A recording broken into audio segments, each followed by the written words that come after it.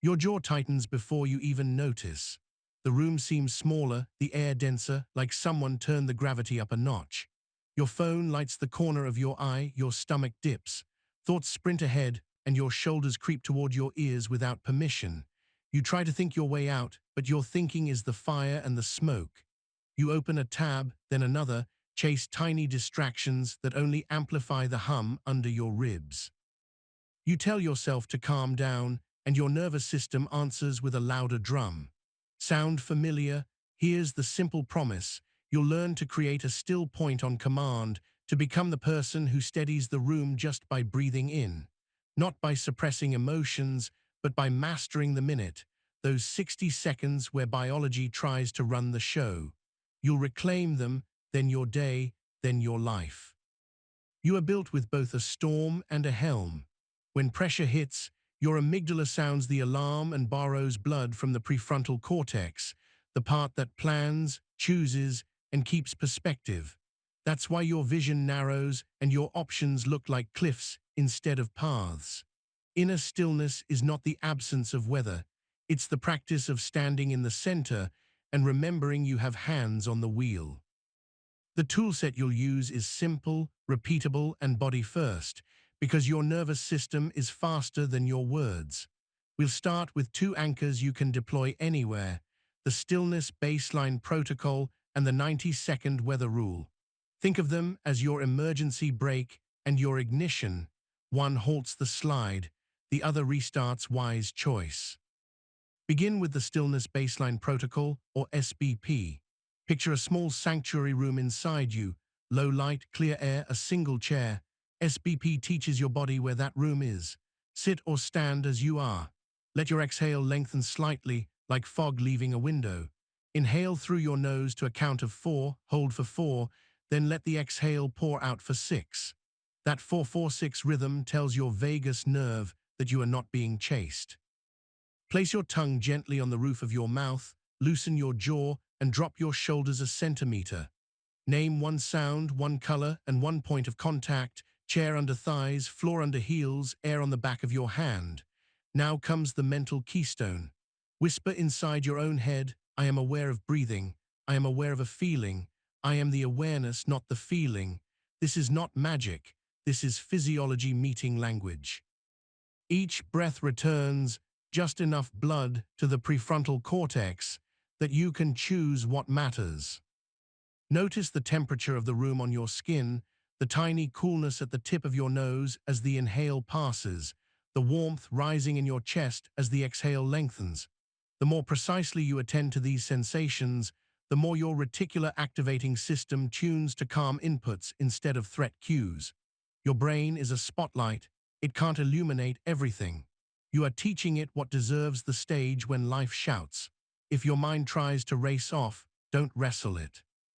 Label the thought like a passing car. I'm having the thought that I can't handle this. Then return to the breath count. In 3 cycles, you'll feel the edges of panic soften, like a wave lifting and setting you down where your feet can find the sand. Now the 90-second weather rule. Emotions are like weather cells in the body, chemicals and electricity that surge, peak, and begin to fade in roughly 90 seconds if you don't feed them with the story. The rule is simple. When the storm hits, you give it 90 seconds of pure observation without fueling commentary. Set an invisible hourglass. During that span, you attend to sensation, heat in the face, flutter under the ribs, tightness across the forehead, and you breathe the 4-4-6. You do not argue with the feeling or explain it. You simply witness. When the sand runs out, you ask 2 questions. What is one's smallest wise action? What matters most in the next minute? This bends biology back under values. You are not suppressing, you are shepherding. Let me take you into a fluorescent conference room where this mattered. Maya was leading a project review with a client who loved surprises and not in the good way. As the meeting opened, the client pushed a stack of papers across the table and said, "You've missed the mark." Heat climbed Maya's neck. The edges of her vision tightened. She felt the familiar urge to defend, to flood the room with words that could not possibly help. Under the table, she pressed her heel into the floor and silently counted a 4-second inhale, held 4, exhaled for 6.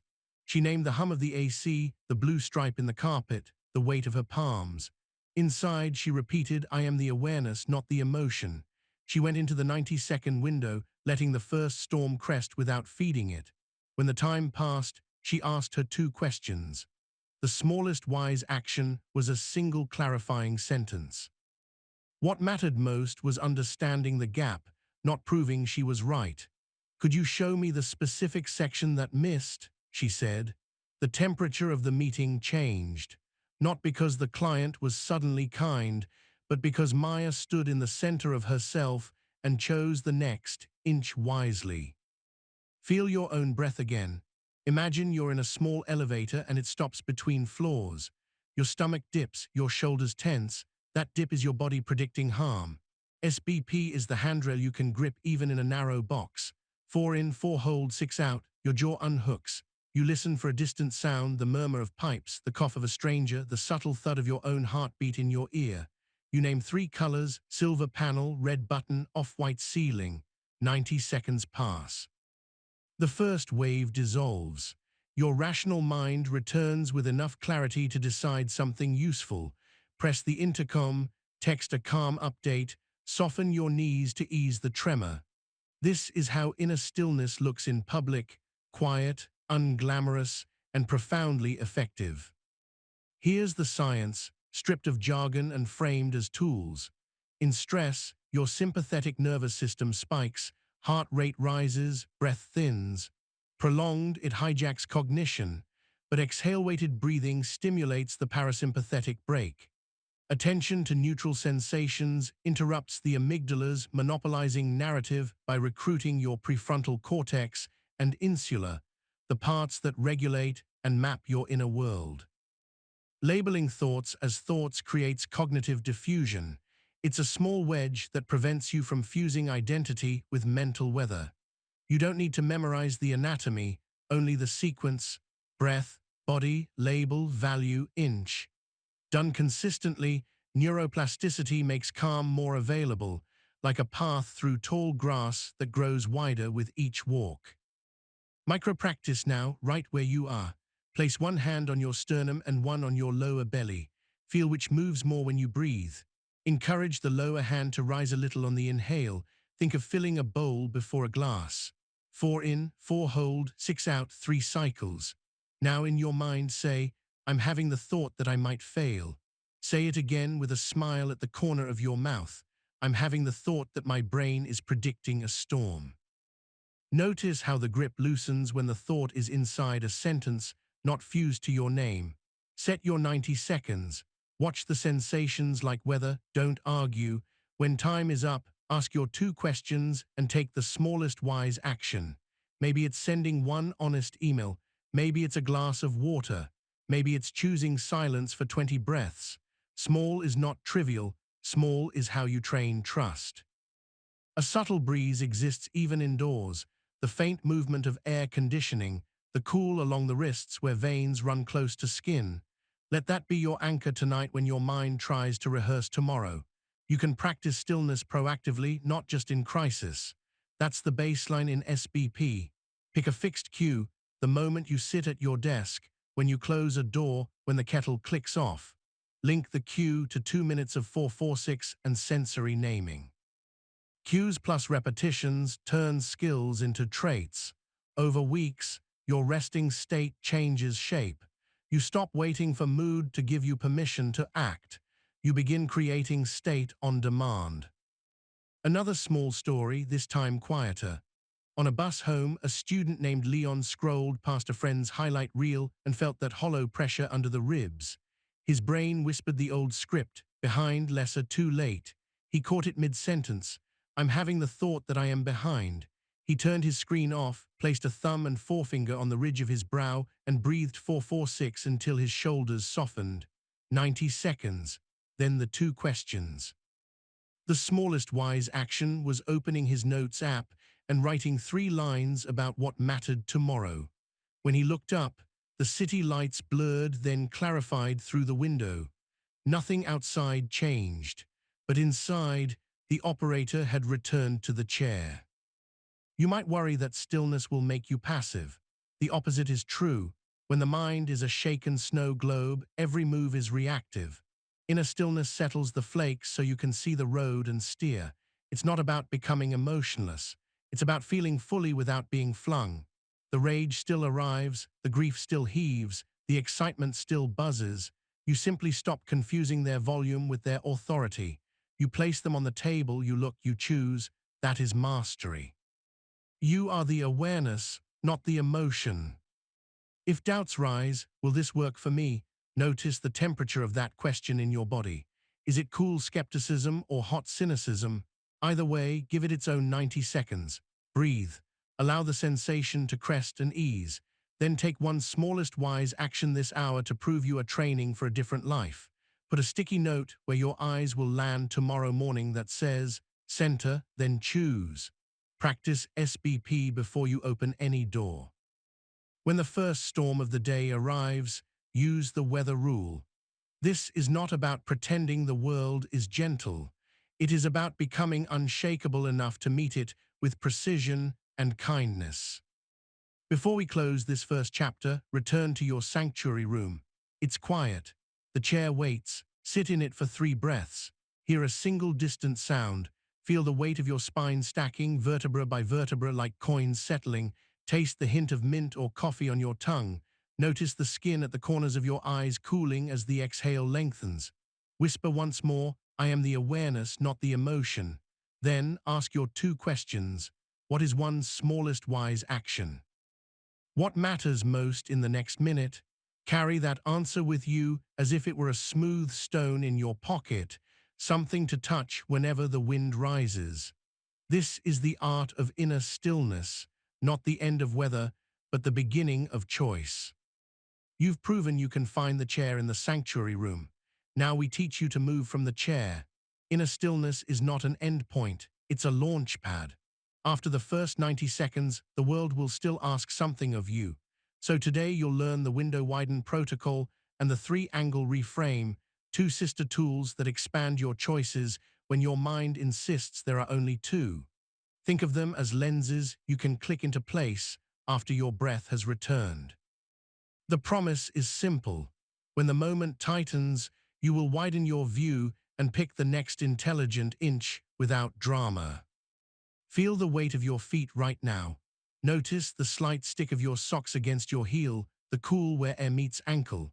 Let one long exhale slide out as if you are fogging a mirror in slow motion. In that softened space, bring to mind a recurring trigger, reply all emails, a partner's tone at 10 p.m., the number in your banking app. Let the image sharpen just enough to feel the pull in your chest. Good. We're going to walk you through the Window-Widen Protocol. It has 4 moves: pause, name, widen, choose. You already know the pause. SBP gives you the handle. You've practiced naming, sensation, then thought.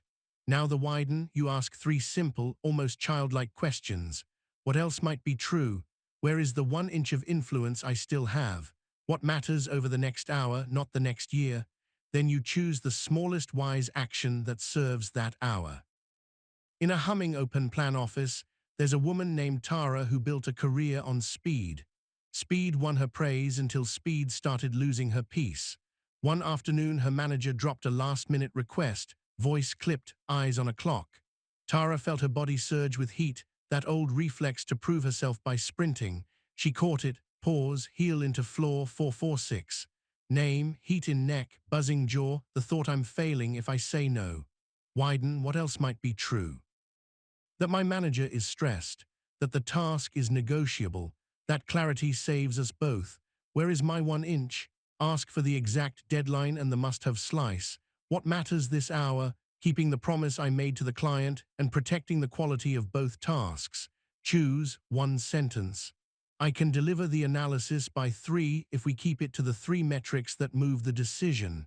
Is that the priority? The air shifted. Not because her manager turned into a saint, but because Tara expanded the window and stepped through with 1 precise foot.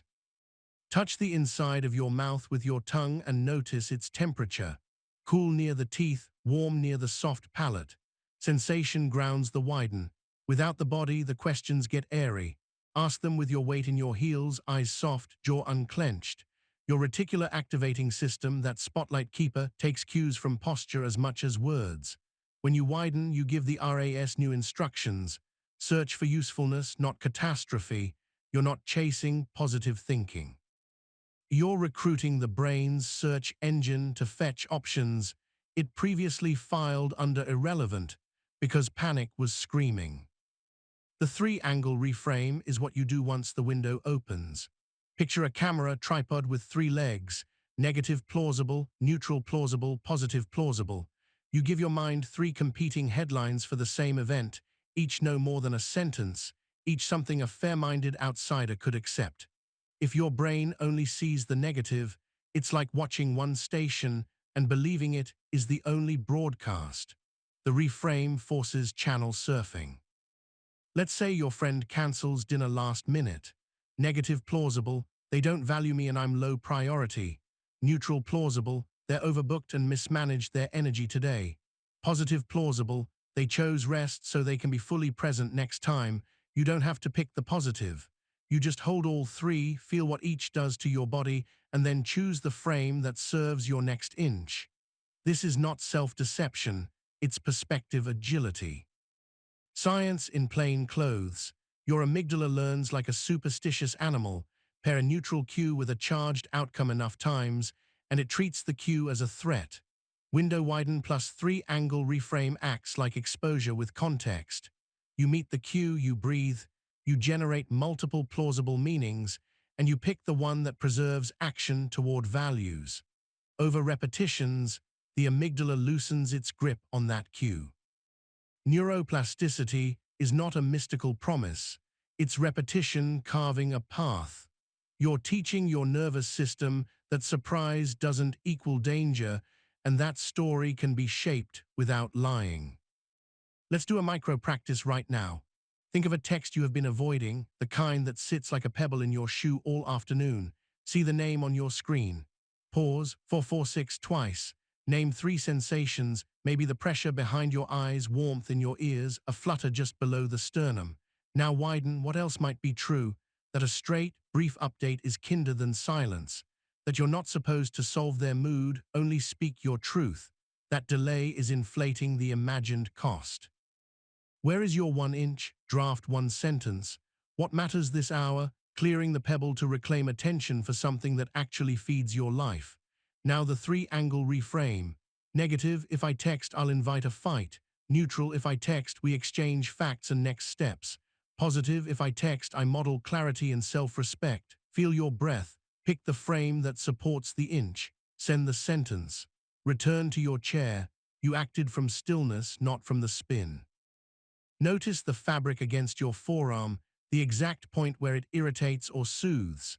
The more granular you get with sensation, the less global your fear feels. Granularity recruits the insula's mapping function. When the body is mapped with precision, the mind stops painting in giant warning signs. That's why these protocols work faster than pep talks. You're not fighting biology, you are steering it. And you keep reminding yourself, you are the awareness, not the emotion. From that place, the world looks workable again. There's a story about a barista named Armour who used to flinch when certain customers stepped up, those who sighed before they spoke. Today, a man in a navy suit exhaled the same sigh. Armour felt her shoulders rise. Pause, name, widen, what else might be true? He's late, or he's grieving, or he resents his own sigh. Where is my 1 inch? Warm eye contact, one clarifying question, a boundary if he turns rude. What matters this hour? Protecting my emotional skin while keeping the line human. Three-angle reframe. Negative, this will ruin my shift. Neutral, this will be a blip inside 100 neutral moments. Positive, this is a small dojo to practice my skill. She said, hey, welcome. What's your ideal drink and how fast do you need it? The man's shoulders dropped. The sigh became a laugh. The line moved. Armour didn't change him. She changed the field in which she met him. Taste the ghost of whatever you drank last, the paper of coffee, the metallic hint of tap water, the citrus of gum. Tiny sensory anchors keep you from floating off in the widen. And if the mind resists, saying this is too simple, notice that resistance as warmth across the forehead or a narrowing behind the eyes. Give it 90 seconds, then ask your questions and continue. Sometimes widening the window reveals a truth you don't prefer. The smallest wise action might be to say no, to disappoint, to hold a boundary so your future self doesn't have to clean the mess. The fear you feel then isn't evidence you're wrong. It's the cost of choosing values over approval. The Window-Widen Protocol will not always make things feel good, but it will make them clean. And clean decisions compound into a clean life. Let's refine your drills. For 1 week, practice the 2 beads ritual. Wear a bracelet or keep 2 small stones in your pocket. Each time you use the Window-Widen Protocol, move a bead from one wrist to the other or shift a stone to the opposite pocket. At day's end, count. That number is proof that you are changing your brain in public. On paper, spend 2 minutes in the evening with the 3-angle reframe. Choose one event, write the 3 plausible headlines, and circle the one you'll carry forward. Simplicity is your ally. Repetition is the sculptor. Breathe now so slowly you can feel the cool drift at the inner nostrils, then the warmer tide flood out. Run a fingertip along the edge of your phone or your notebook. The edge is real. Your awareness is the space that notices it. You are that space. Emotions, like weather, pass through the space. They don't own the sky. This is the identity turn you're practicing every day. Not I am angry, but anger is present. Not I am anxious, but anxiety is moving through. Language is lever and lens. Use it to keep your hands on the helm. A final scene before we close. Late evening. You're in your kitchen, the light is a little too bright, the counter a little cluttered. A message arrives that carries a hint of accusation. The familiar rush comes. You feel it as heat in your face and a prickle along your scalp. You reach for the SBP without thinking. 4 in, 4 hold, 6 out twice. You hear the fridge hum. You feel the cool tile through thin socks. You label the thought, I want to fix this right now so they don't think poorly of me. You widen what else might be true, that they're projecting their day. That clarity tomorrow will be smarter than speed tonight. Where is your 1 inch? Close the app. Write a draft in notes. What matters this hour? Rest so tomorrow's you is precise and kind. 3-angle reframe. Negative, if I don't respond now, it will explode. Neutral, if I respond tomorrow, I'll write clearly. Positive, if I wait, I honor my boundary and our relationship gets the best of me. You feel your jaw soften. You wash 1 mug with warm water and citrus soap. It squeaks under your fingers. You choose to live clean over fast. You are the awareness, not the emotion. Tomorrow, practice this sequence in 3 ordinary places. The elevator, the grocery line, the browser tab that tries to whisk you into a scroll. Pause, name, widen, choose. Add the tripod headlines if you feel stuck. Move a bead. Trust that the quietest skills are the strongest cables. This is how inner stillness becomes a way of moving through the world. Eyes soft, breath low, choices small and exact, life gradually shaped toward what matters. You've learned to widen the window and choose the next inch. Now we upgrade the voice inside the window. Your actions follow the narrator in your head, and for most people that narrator is a critic with a megaphone and a poor sense of proportion. Today you'll learn 2 tools to change the broadcast, the inner coach switch and the stop loop. One reshapes the words you use in the minute after stress. The other is a precise cycle to re-enter presence when the story tries to hijack the body.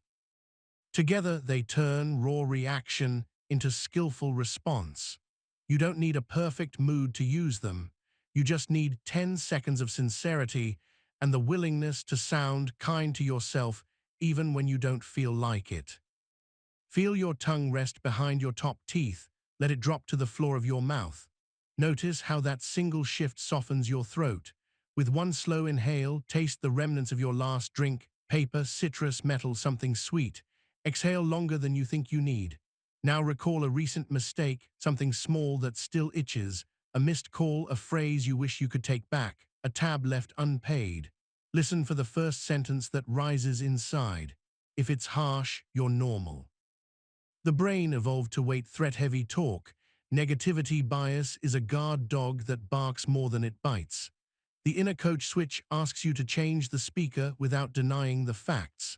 3 lines spoken softly: here's what happened, here's what matters, here's my next inch.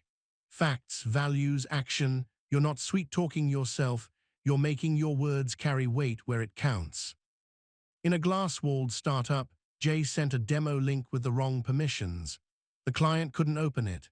Within seconds, Slack lit up and the old script roared, "You always mess the easy things." Jay felt heat in his cheeks, fingers buzzing with useless urgency. He hit SBP automatically 446 and touched the cool aluminium of the desk edge, letting its temperature anchor him. Then he flipped the inner coach switch. Here's what happened. I sent a locked link. Here's what matters. Respect the client's time and restore trust with clarity. Here's my next inch. Unlock, resend with a 1-sentence apology and a timestamp. He wrote, "Unlocked now, apologies for the hiccup. Here's the working link. I'll stay on until 4:30 if you want a quick walkthrough." The client replied with a thumbs up and 2 minutes of questions. Nothing profound. But the difference between spiral and repair was the voice that chose the inch. Run your fingertips over the rim of a cup or the smooth edge of your phone. Feel the micro snag of skin catching on a tiny imperfection you never noticed. That detail is your proof that you're back in your senses, not stuck in the audio of the critic. The inner coach switch seems simple because it is simple, but its power is cumulative. It recruits your prefrontal cortex to frame reality and picks an action that honors values. Repeat it after stumbles and after wins. After a win, the switch becomes, here's what worked, here's what matters next, here's the smallest repeatable piece that keeps triumph from turning sloppy. Now the stop loop, your on-the-fly re-entry protocol. STOP is an acronym you can carry anywhere. Stop, take 1 breath, observe, proceed wisely. Most people rush the middle and skip the last. You won't. Stop means still your hands and silence your tongue for 3 heartbeats. Take 1 breath means a full 446 with shoulders dropping on the exhale. Observe means scan the body for top 3 sensations and label the loudest thought with "I'm having the thought that." Proceed wisely means pick a single sentence or movement that serves the hour. The loop is called a loop because you may need to run it 2 or 3 times if the storm is strong. There's no penalty for repetition. Each cycle returns more steering to you. Here's the science dressed down. When you stop, you interrupt motor programs that would have you slam send or say the sentence you'll regret. 1 breath adjusts CO2 and tilts the autonomic balance toward calm. Observation recruits the insula, the map of your inner world, so you know what you're steering. Proceed wisely lets the prefrontal cortex reclaim executive function. Run this loop 3 times in 30 seconds, and you will feel the room widen around you like someone just cracked a window. This is your brain's version of shifting from gravel to smooth pavement.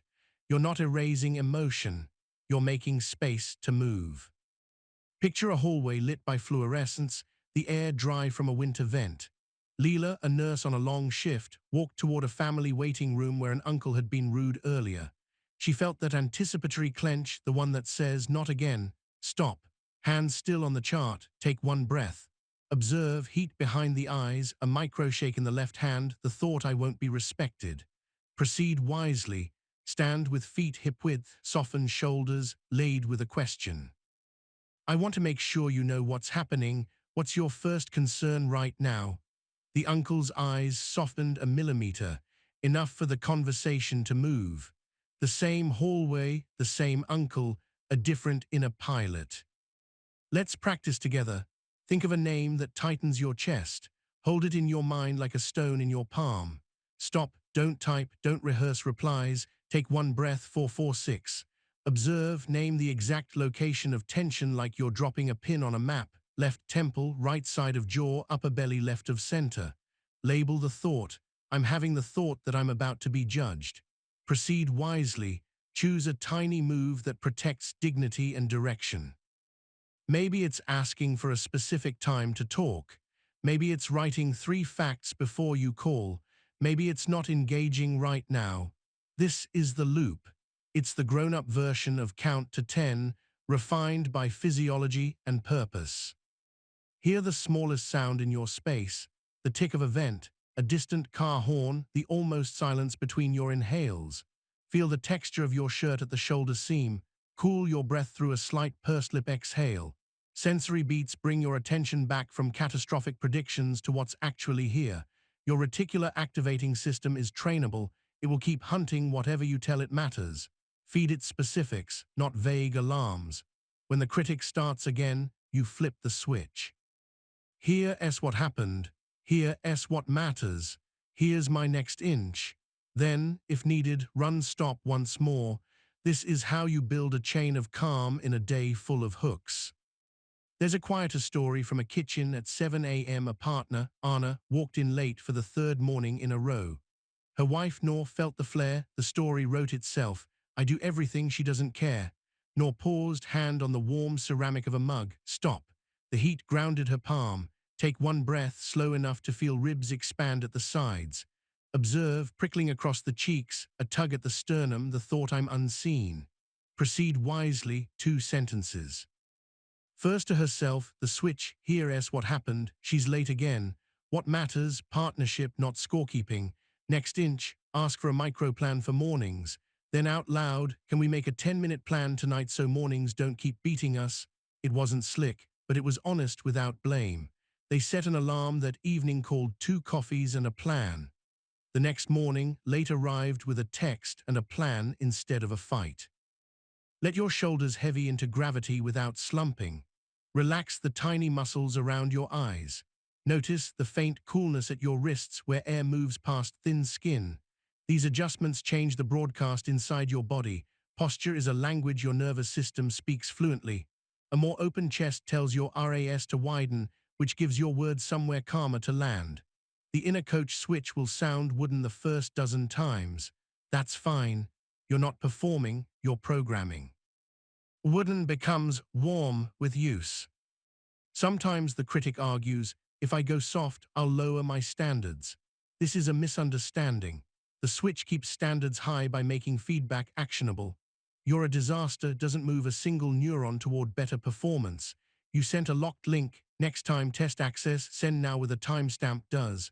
Precision is kindness, to you and to others. And because your brain remembers feeling more than content, pairing clear action with a calmer body locks the learning in deeper.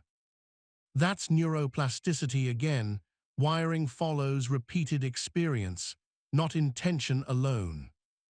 A short micro-drill for the next 3 days. After any task, whisper a one-line switch.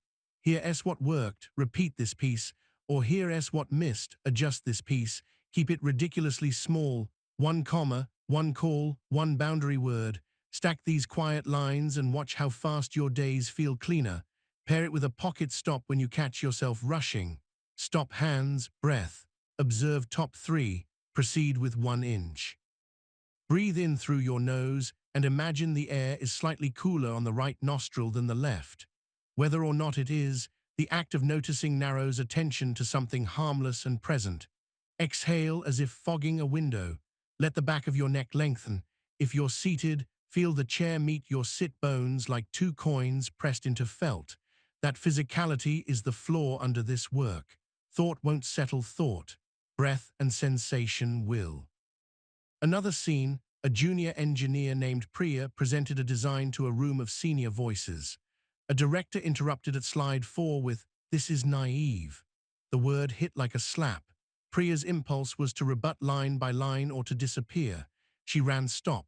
Hands still, 1 breath, observe, heat running down arms, throat closing, the thought I don't belong here. Proceed wisely, ask for criteria. Could you name the 3 constraints you're holding so I can target the redesign? The room snapped from vague judgment to specifics. After the meeting, in a quiet stairwell that smelled faintly of dust and metal, she ran the inner coach switch to metabolize the moment. Here's what happened. Criticism with a headline but no details. Here's what matters. Build a design that survives constraints and build credibility. Next inch. Schedule a 15-minute follow-up asking for example designs they respect. Later that week, she used those examples to tighten her work. Stillness made space for skill. If grief or anger is heavier than these examples, the tools still apply, slower and gentler. The inner coach switch in pain might sound like, here's what happened, I lost something I love. Here's what matters, honoring it, keeping my body fed and rested, asking for arms when needed. Next inch, drink water, text one name, sit outside for 3 breaths. Stop in sorrow, maybe run hourly, stop hands, breath. Observe hot-cheeked tears, hollow sternum, the thought I can't do this. Proceed wisely, lower the bar and move 1 inch anyway. The weather can be brutal and still you remain the sky. Let the room return to you. Hear a distant voice, a dog bark, the faint electric buzz inside your own ears when it goes quiet. Rub thumb to forefinger and feel the fingerprint ridges catch, release, catch. Find pleasure in the smallest reliable textures. That pleasure is not frivolous. It's a counter-signal to a system that only learned to track risk. You are reteaching it to register safety, capacity, and choice. You are the awareness, not the emotion. You are the coach, not the critic. You are the pilot who slows the aircraft in turbulence, so the wings carry the load they were designed to carry. Before you close this chapter, choose one situation you know will visit you this week.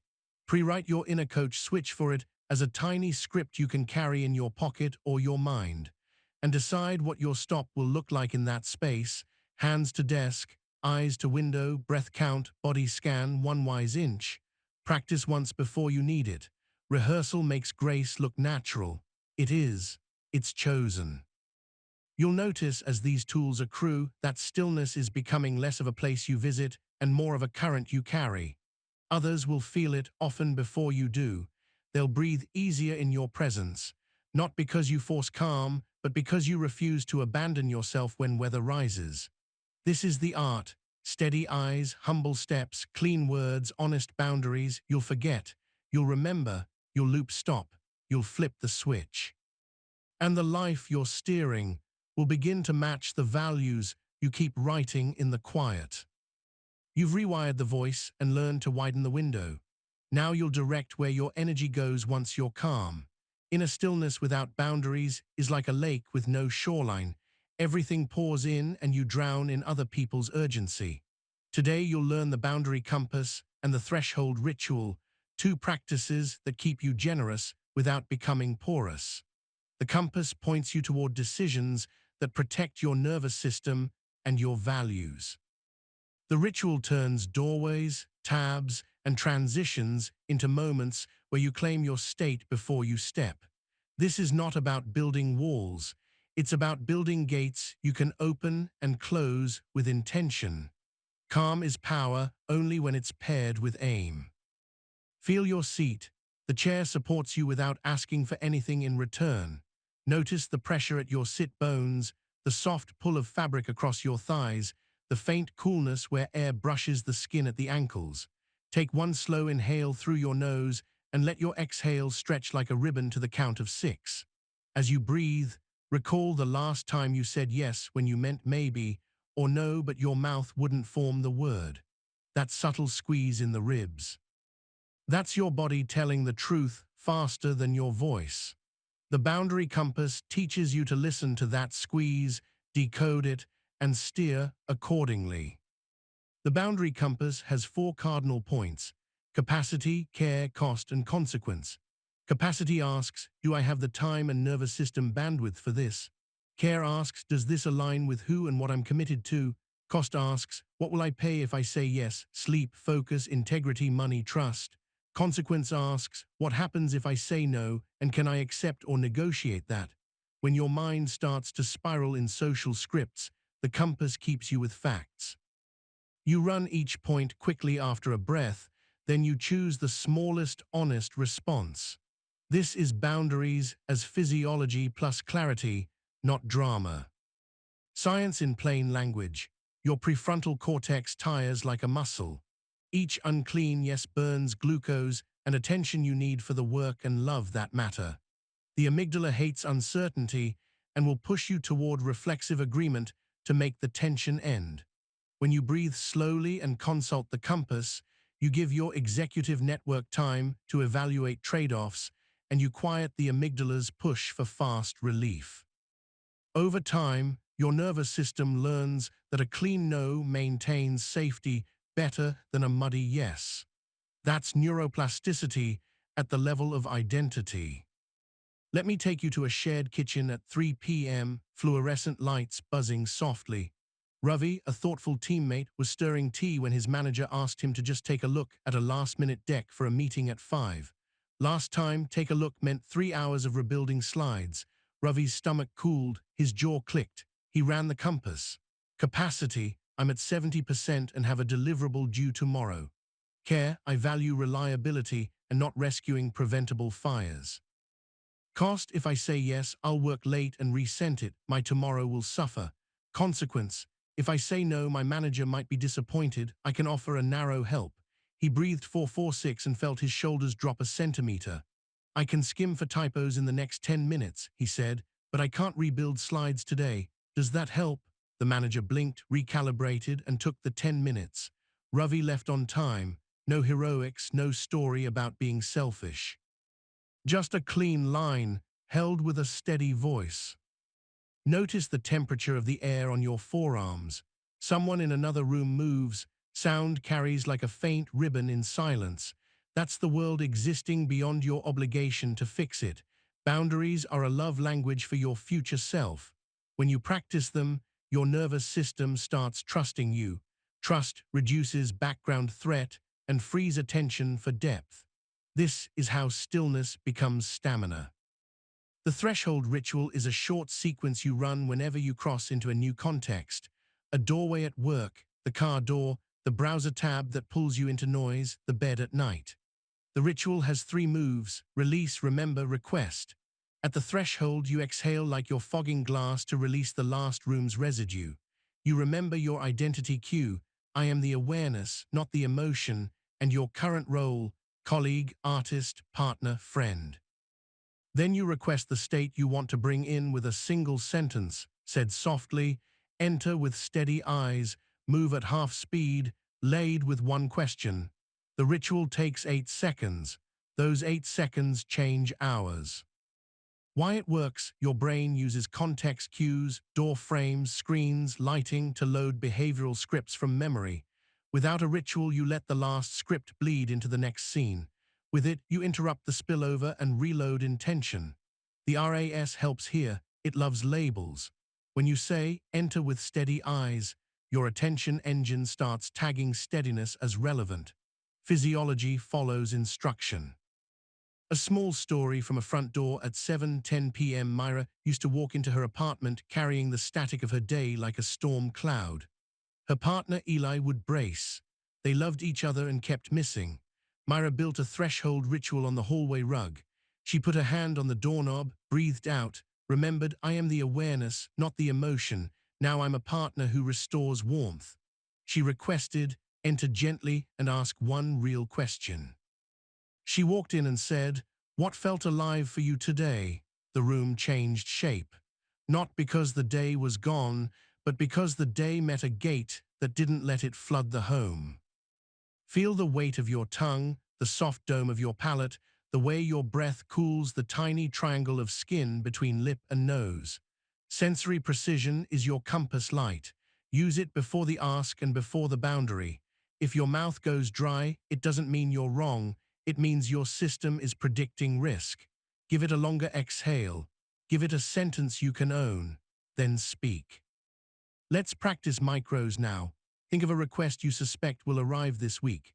See the person's face, hear their tone, feel your shoulder reflex. Run the compass quickly. Capacity, care, cost, consequence. Choose a clean phrase that honors both sides. The phrase starts with I can or I can't and ends with what you can offer, when or under what condition. Now stand up, walk to a literal doorway, and do the threshold ritual aloud, even if you whisper. Release, exhale through pursed lips. Remember identity, cue, and role. Request, a sentence for how you'll enter that conversation. Repeat it twice, feeling your feet land, hearing the floorboard creak or the soft scuff of your shoe. Rehearsal is kindness under pressure. In a quieter corner of a library, a student named Hana used the ritual to change her study life. She used to sit down and open a browser just to check, and 20 minutes would vanish. She set a sticky note at the edge of her desk. Release, remember, request. Release, long exhale, shoulders soften. Remember, I am the awareness, not the impulse. I am a student for this hour. Request, enter with one tab and a 25-minute sprint. The ritual felt silly, then it felt like armor. The browser became a place she entered on purpose, and her body understood. Study has a gate now. She began finishing earlier and walking home in the golden part of the afternoon, breath easy, brain satisfied. Stillness makes room for that kind of light. Your biology wants clean edges. When edges blur, it swims in cortisol and uncertainty. The compass gives your edges language, the ritual gives them rhythm. Over time, you'll notice the predecisions forming. Your body will stop offering a yes where it used to, and your mouth will follow. That's the identity shift. You become the person who protects their attention so they can give it generously where it counts. You don't love less, you love with aim. Let's address a fear that lives under many soft throats. If I set boundaries, people will leave. Sometimes they will. The ones who stay learn your shape and give you back to yourself. The ones who go are borrowing from you what they should have been growing in themselves. Boundaries clarify the relationships where mutual care can mature. And if you feel grief, let it have its 90 seconds or 9 minutes or a night. You can cry and still keep the gate closed. You are the awareness, not the grief. You keep yourself safe while the weather passes. Here's a micro drill called the yes-no body check. When a request arrives, pause and ask your body to pretend to say yes. Notice where tension spikes, jaw, throat, gut. Then pretend to say no. Notice where ease appears or fear murmurs. The information isn't a vote, it's data for the compass. You combine body data with the 4 points and choose your sentence. Over time, the body checks speeds to a glance. Your shoulders become a dashboard you consult without leaving the conversation. Another scene, a sibling texted Leo at midnight asking for rent help again.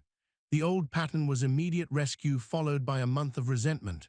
Leo sat on the mattress edge, felt the cool of the wall against his shoulder blades, and breathed 446 until his chest stopped skipping. Compass. Capacity. I can give a small amount without breaking budget. Care. I want to support growth, not enable patterns. Cost. If I say yes without clarity, I teach, text me late and I'll fix it. Consequence. If I say no to the full amount, there may be anger. If I offer a plan, there may be friction now and respect later. Threshold ritual at the bedroom door. Release. Remember, I am the awareness. I'm a brother who loves with clarity. Request. Enter the text with warmth and conditions. He wrote, I can do $100 this time and help you map bills tomorrow at 6. After that, I won't be able to step in. Do you want the $100 now? The reply was curt, then quieter. The next evening, they mapped. A month later, the midnight text stopped, not because money was easy, because the gate was real. Taste the faint mineral note in your water. Feel the small tendons on the back of your hand as you make a loose fist and release. Let your eyelids be heavy without closing. When you speak a boundary, do it at half speed. Half speed tells your nervous system there is time. Time tells your words they can carry weight without volume. Your RAS tags that pace as safe. Your amygdala learns to stand down. This is how calm becomes contagious without you trying to fix anyone. A note for the workplace. The boundary compass pairs well with the 2-slot rule. You give your day 2 protected deep work slots and treat them like unmissable meetings. Threshold ritual before each. Release other people's noise. Remember your role in this hour. Request a quiet mind and 1 deliverable. You guard those slots with clean sentences to colleagues. I'm offline 10:12 to finish the draft. I'll be responsive after. If someone presses, you loop your sentence once and offer a tiny alternate. If it can't wait, send the 3 bullets and I'll skim at noon. Repetition trains the environment. It also trains you. Anatomy of repair. When you fumble a boundary, you will overcorrect or speak with more force than needed. That's okay. After the moment, run the inner coach switch softly. Here S what happened, I set a boundary with heat. What matters, clarity and connection. Next inch, send a one-line repair without abandoning the line. I was firm earlier, my intent is clarity, not distance. The plan stands, thank you. Your body will feel the clean relief of a door that shuts with a click, not a slam. Keep learning the sound. If you're parenting or leading, boundaries teach more than lectures. A child watches the ritual at the doorway and learns the art of arriving. A team watches you guard deep work slots and learns that focus isn't rudeness, it's respect. You don't need speeches, you need repeatable moves. The weather at home and work will still change, your gates will hold. Before we close, practice the threshold ritual one more time with a literal object. Stand and put your hand on a closed book or laptop lid. Release with a long exhale. Remember, I am the awareness, not the algorithm. I'm an author of my attention. Request, enter the page with devotion, leave the scroll at the door. Open the object slowly and feel the hinge resist, then yield. Hear the tiny sound. That sound can become the bell that calls you back to yourself each time you pass through.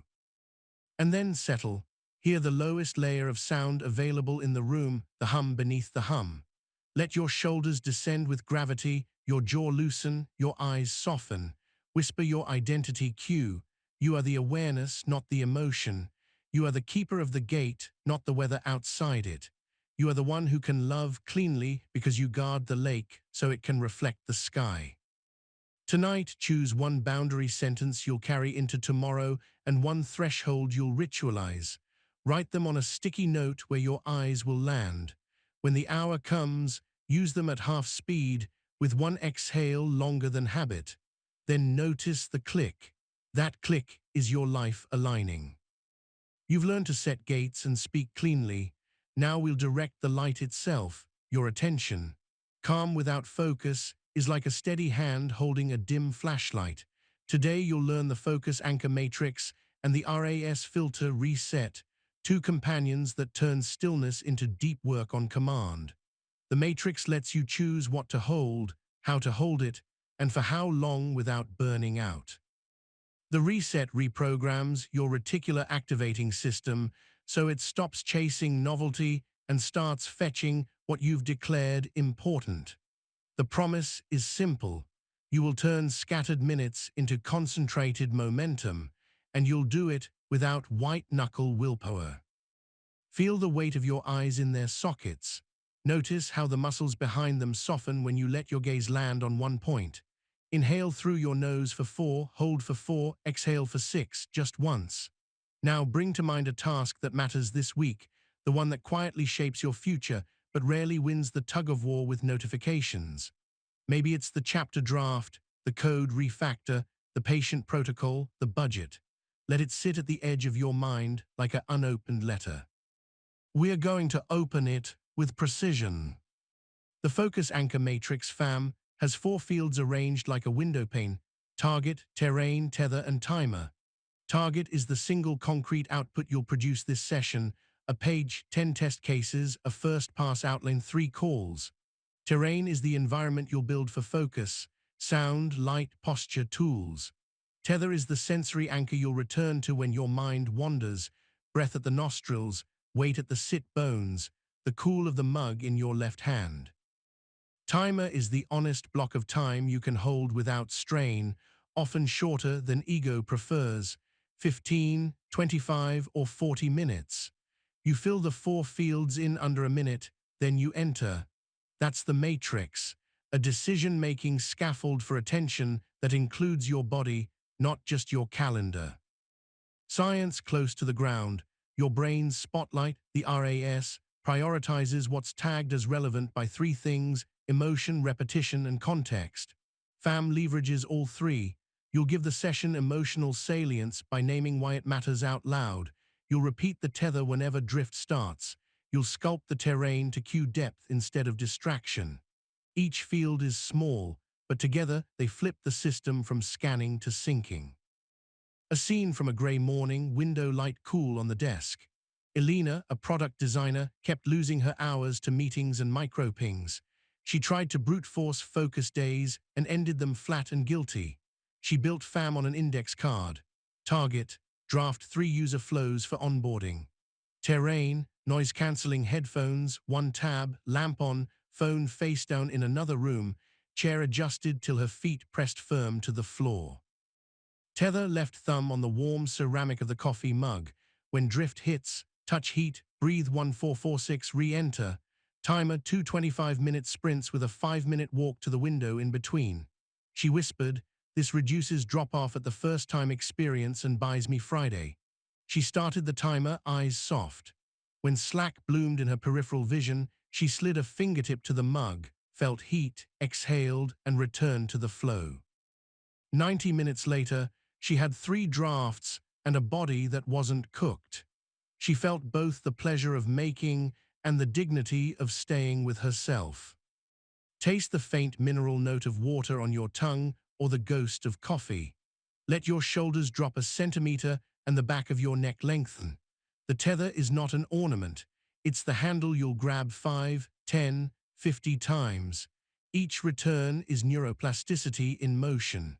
You're laying down a trail through tall grass until it becomes a path you can find in the dark. Now the RAS Filter Reset, RFR. Think of it as a short ritual to retune your brain's search engine before a focus block and to clear sticky distractions midstream. It has 3 moves: declare, drain. Declare is a 1-sentence intention that ties your target to meaning.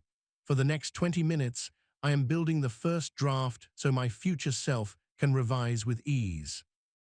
Dot is a visual cue, a literal dot you draw on a sticky note or the corner of the page that your eyes touch whenever they try to wander. The dot becomes a homing beacon. Drain is a 2-line parking lot for intrusive thoughts. When one arrives, you write it down with the time and promise to address it later.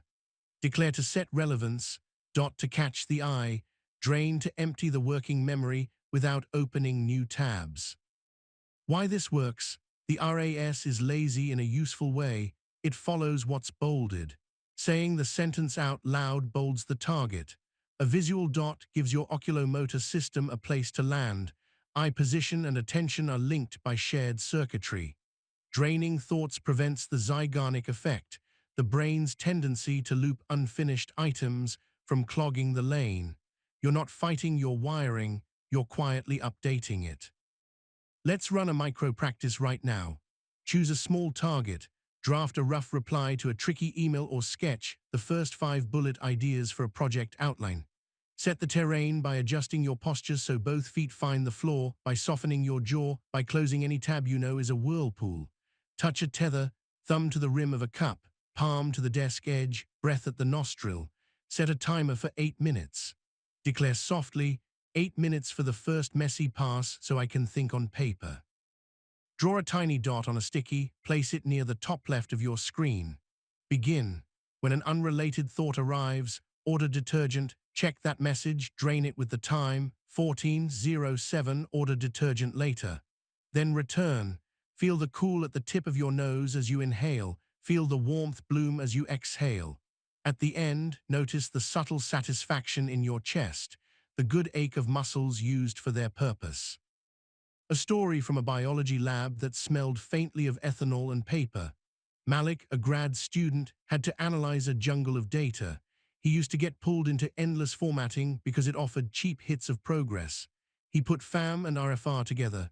Target, rough statistical plan with 3 tests chosen and justified. Terrain, full screen R, phone in locker, shoulders stacked over hips. Tether, the slight tack of finger pads on the space bar. Timer, 40 minutes. Declare, choose tests to answer the real questions so tomorrow's me can run them. Dot, a blue pen point on a card. Drain, a narrow column on scrap paper. In minute 12, the thought arrived, email advisor about figures. He wrote 10:12, email figures later. The thought tried again at 10:20. He wrote 10:20 again, email later, proceed. The blue dot caught his eyes when they flicked. He breathed and returned. By minute 40, he had chosen tests and their rationales. He stood up into a back stretch, vertebrae popping softly, and felt not just relieved, but trustworthy. Notice the sensation in your palms when you rub them together once, heat blooming, friction singing along the skin. Then let them rest. Sensory detail feeds the tether. The point is not perfection, it's 1,000 tiny returns. Each return is proof that you can lead your mind instead of being led by it. Distraction will argue with you. It will say, what if you miss something? The boundary compass you learned handles requests from outside. FAM and RFR handle the ones from inside. When novelty calls, you don't scold yourself. You run, drain, and you come back. The tone is firm, not cruel. That tone matters. Hostility burns energy. Precision returns it. Here's how to recover when you fall into a scroll. You notice your breath is shallow and your index finger is moving on its own. Stop the motion with a gentle press of thumb to finger, like pinching a thread. Exhale long. Declare reset. You touch the dot, any small fixed point, and name what you were doing before the tumble. You write one drain line to clear the residue. 12:03 fell into scroll, return to draft. You re-enter through the tether, weight at sit bones, breath at nostrils. 20 seconds, then back to the target. No drama, the reset is the rep. A quiet anecdote from a kitchen table at dawn, light the color of peeled pears. A novelist named Riama wrote before work and often lost the hour to sentence-level tinkering. She applied FAM to AIM and RFR to keep her there. Target, outline 3 beats of chapter 7. Terrain, phone off in another room, kettle on, chair angled toward the window, not the street. Tether, the texture of the wooden table under her wrists. Timer, 30 minutes. Declare outline beats so the drafting body can play tomorrow. Dot, a soft pencil mark near the top margin. Drain, a page titled Later. When language tried to seduce her into polishing, she touched the wood grain, felt its tiny ridges, and returned to beats. A robin chirped outside, the kettle hummed, then clicked. She stayed with the plan. At 28 minutes, she had 3 beats and a calm spine. She closed the notebook like you close a well-made box. That click became her favorite sound. Taste the air. Yes, even air has a taste, a hint of dust or citrus or metal. Feel the seam of your shirt on your shoulder. These are not detours, they're fuel stops. The nervous system runs better when it knows where it is, and you are telling it gently again and again. If you manage teams or teach, FAM scales. Open meetings with a 30-second matrix. Target today. Terrain will hold phones away, 1 tab. Tether will use everyone touches feet to floor when conversation drifts. Timer for each agenda slice. Declare why the meeting exists. Put a tiny dot in the top right of the whiteboard. Keep a drain column for off-topic but important items. The room's attention will feel different, quieter, cleaner, more precise. You won't have to preach culture, you'll run it. Let's address the chemistry under motivation. Dopamine surges at novelty and at progress. When you feel flat, your system may be low on perceived progress, not ability. FAM increases micro-wins by making the target tangible and the timer short enough to finish. RFR lets you see the wins by bracketing the time and tagging the meaning. Over a week, that pairing retrains your brain to get its dopamine from traction, not tabs. You'll crave the clean ache of done more than the itchy scratch of new. Run this micro drill at the top of tomorrow, the 2-minute spotlight. Before you open anything reactive, stand or sit, breathe a single 4-4-6 and fill a tiny FAM. 1 postcard target, 10-second terrain adjustment, choose a tether, set a timer for 12 minutes, declare the sentence. Start. When the 12 are up, stand and feel the soles of your feet spread into the floor. Ask, did my attention obey the plan? If not, where did it slip? Adjust the terrain by 1 notch next round, headphones on, chair height, light source. Small engineering changes over heroics. A story from a hospital night shift, fluorescent blue and cold. Archero, a resident, used FAM to protect documentation time. Target, finish 3 notes cleanly. Terrain, hallway seat away from chatter, page on vibrate against thigh, not on the desk. Tether, the weight of the pen balanced between ring finger and thumb. Timer, 20 minutes. Declare clean notes mean clean care and a clear sign out. Dot, a tiny sticker on the clipboard rim. Drain, a narrow margin. Nurses approached twice. He looked up with warmth, answered immediate needs, then returned through the tether and the dot. His breath stayed low. He finished on time and signed out with a chest that felt open, not pinched. Small moves, big relief. You might worry that this level of structure will make you rigid. It does the opposite. Once your baseline of focus is reliable, you can bend and be generous without losing yourself. Structure buys flexibility. The identity shift here is simple and profound.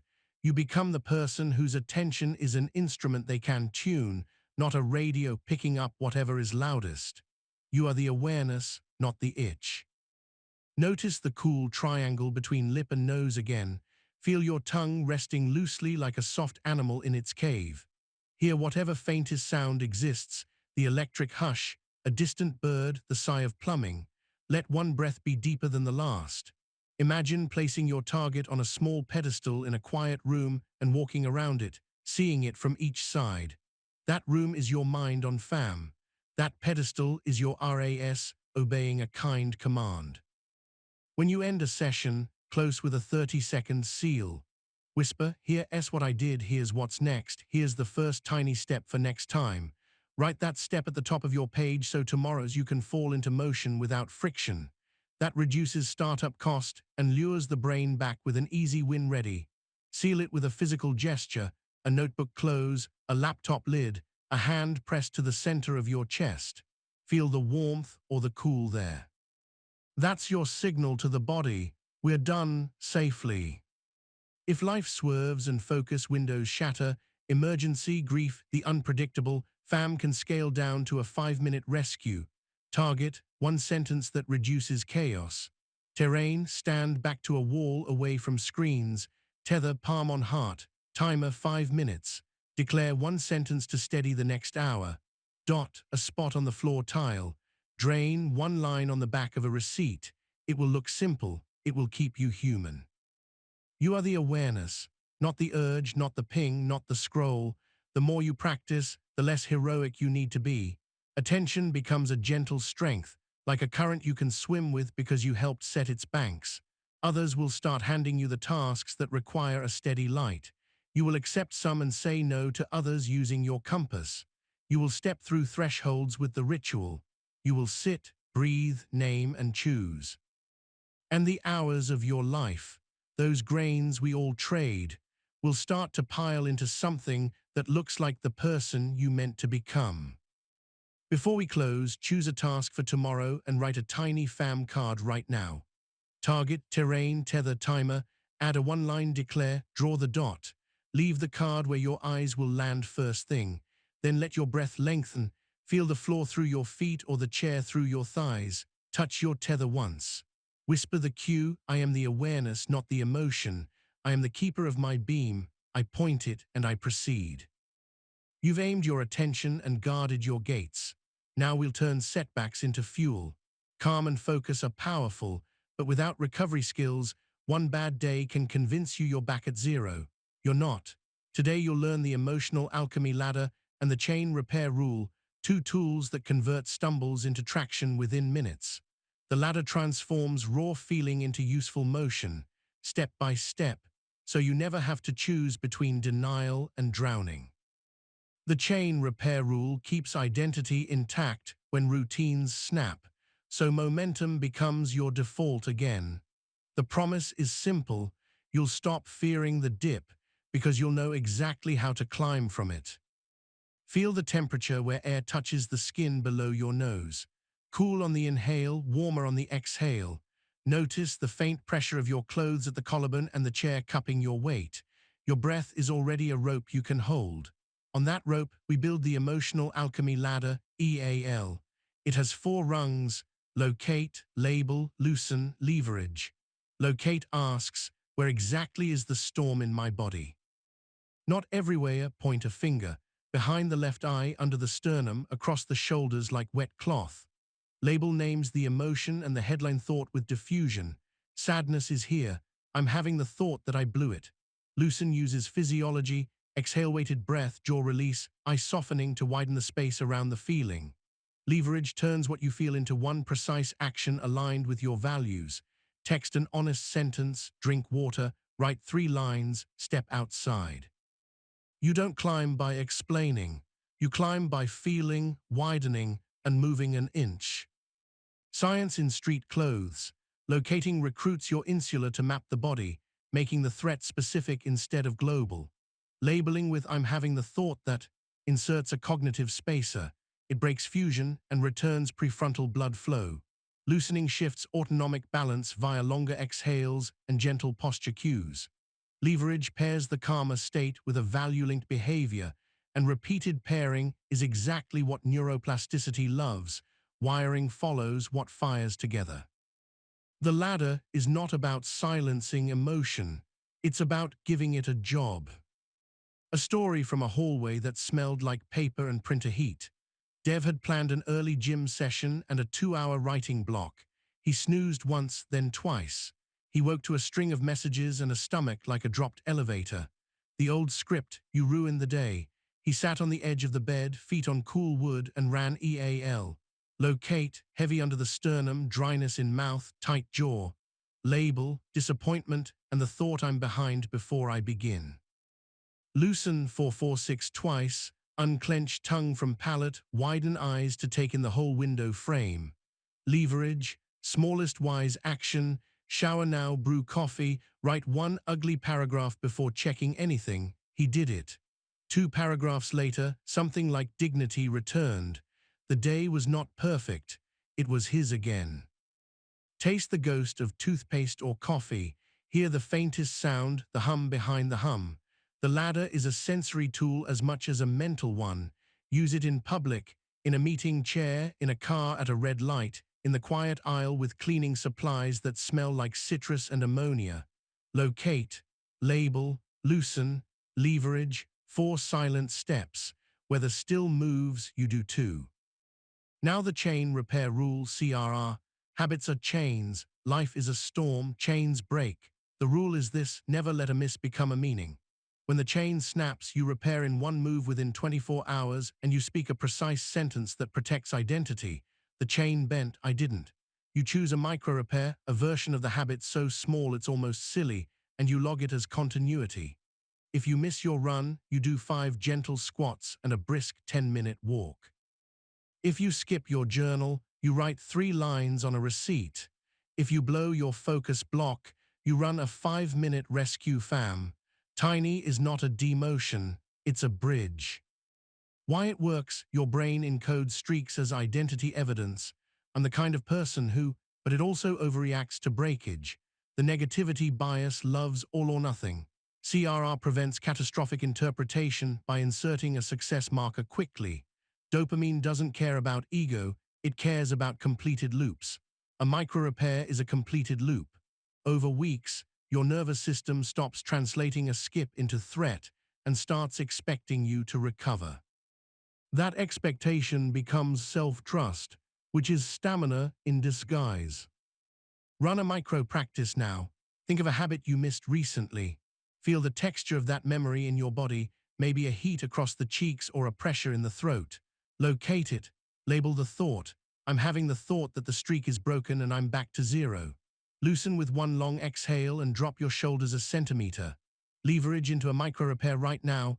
If it was movement, stand and roll your ankles 10 slow circles each, then 5 slow squats, feeling your heels press the floor. If it was writing, open a note and write 3 ugly lines about what you want from the week. If it was meditation, breathe 446 3 times, palms on thighs, eyes soft. Then whisper, the chain bent, I didn't. Log it, date, micro, next window. Feel the slight warm bloom behind the breastbone. That's momentum returning. In a fluorescent office at 9:40 p.m., Jin stared at a half-written grant and the glare of a now-closed gym app. He wanted to scroll into erasure.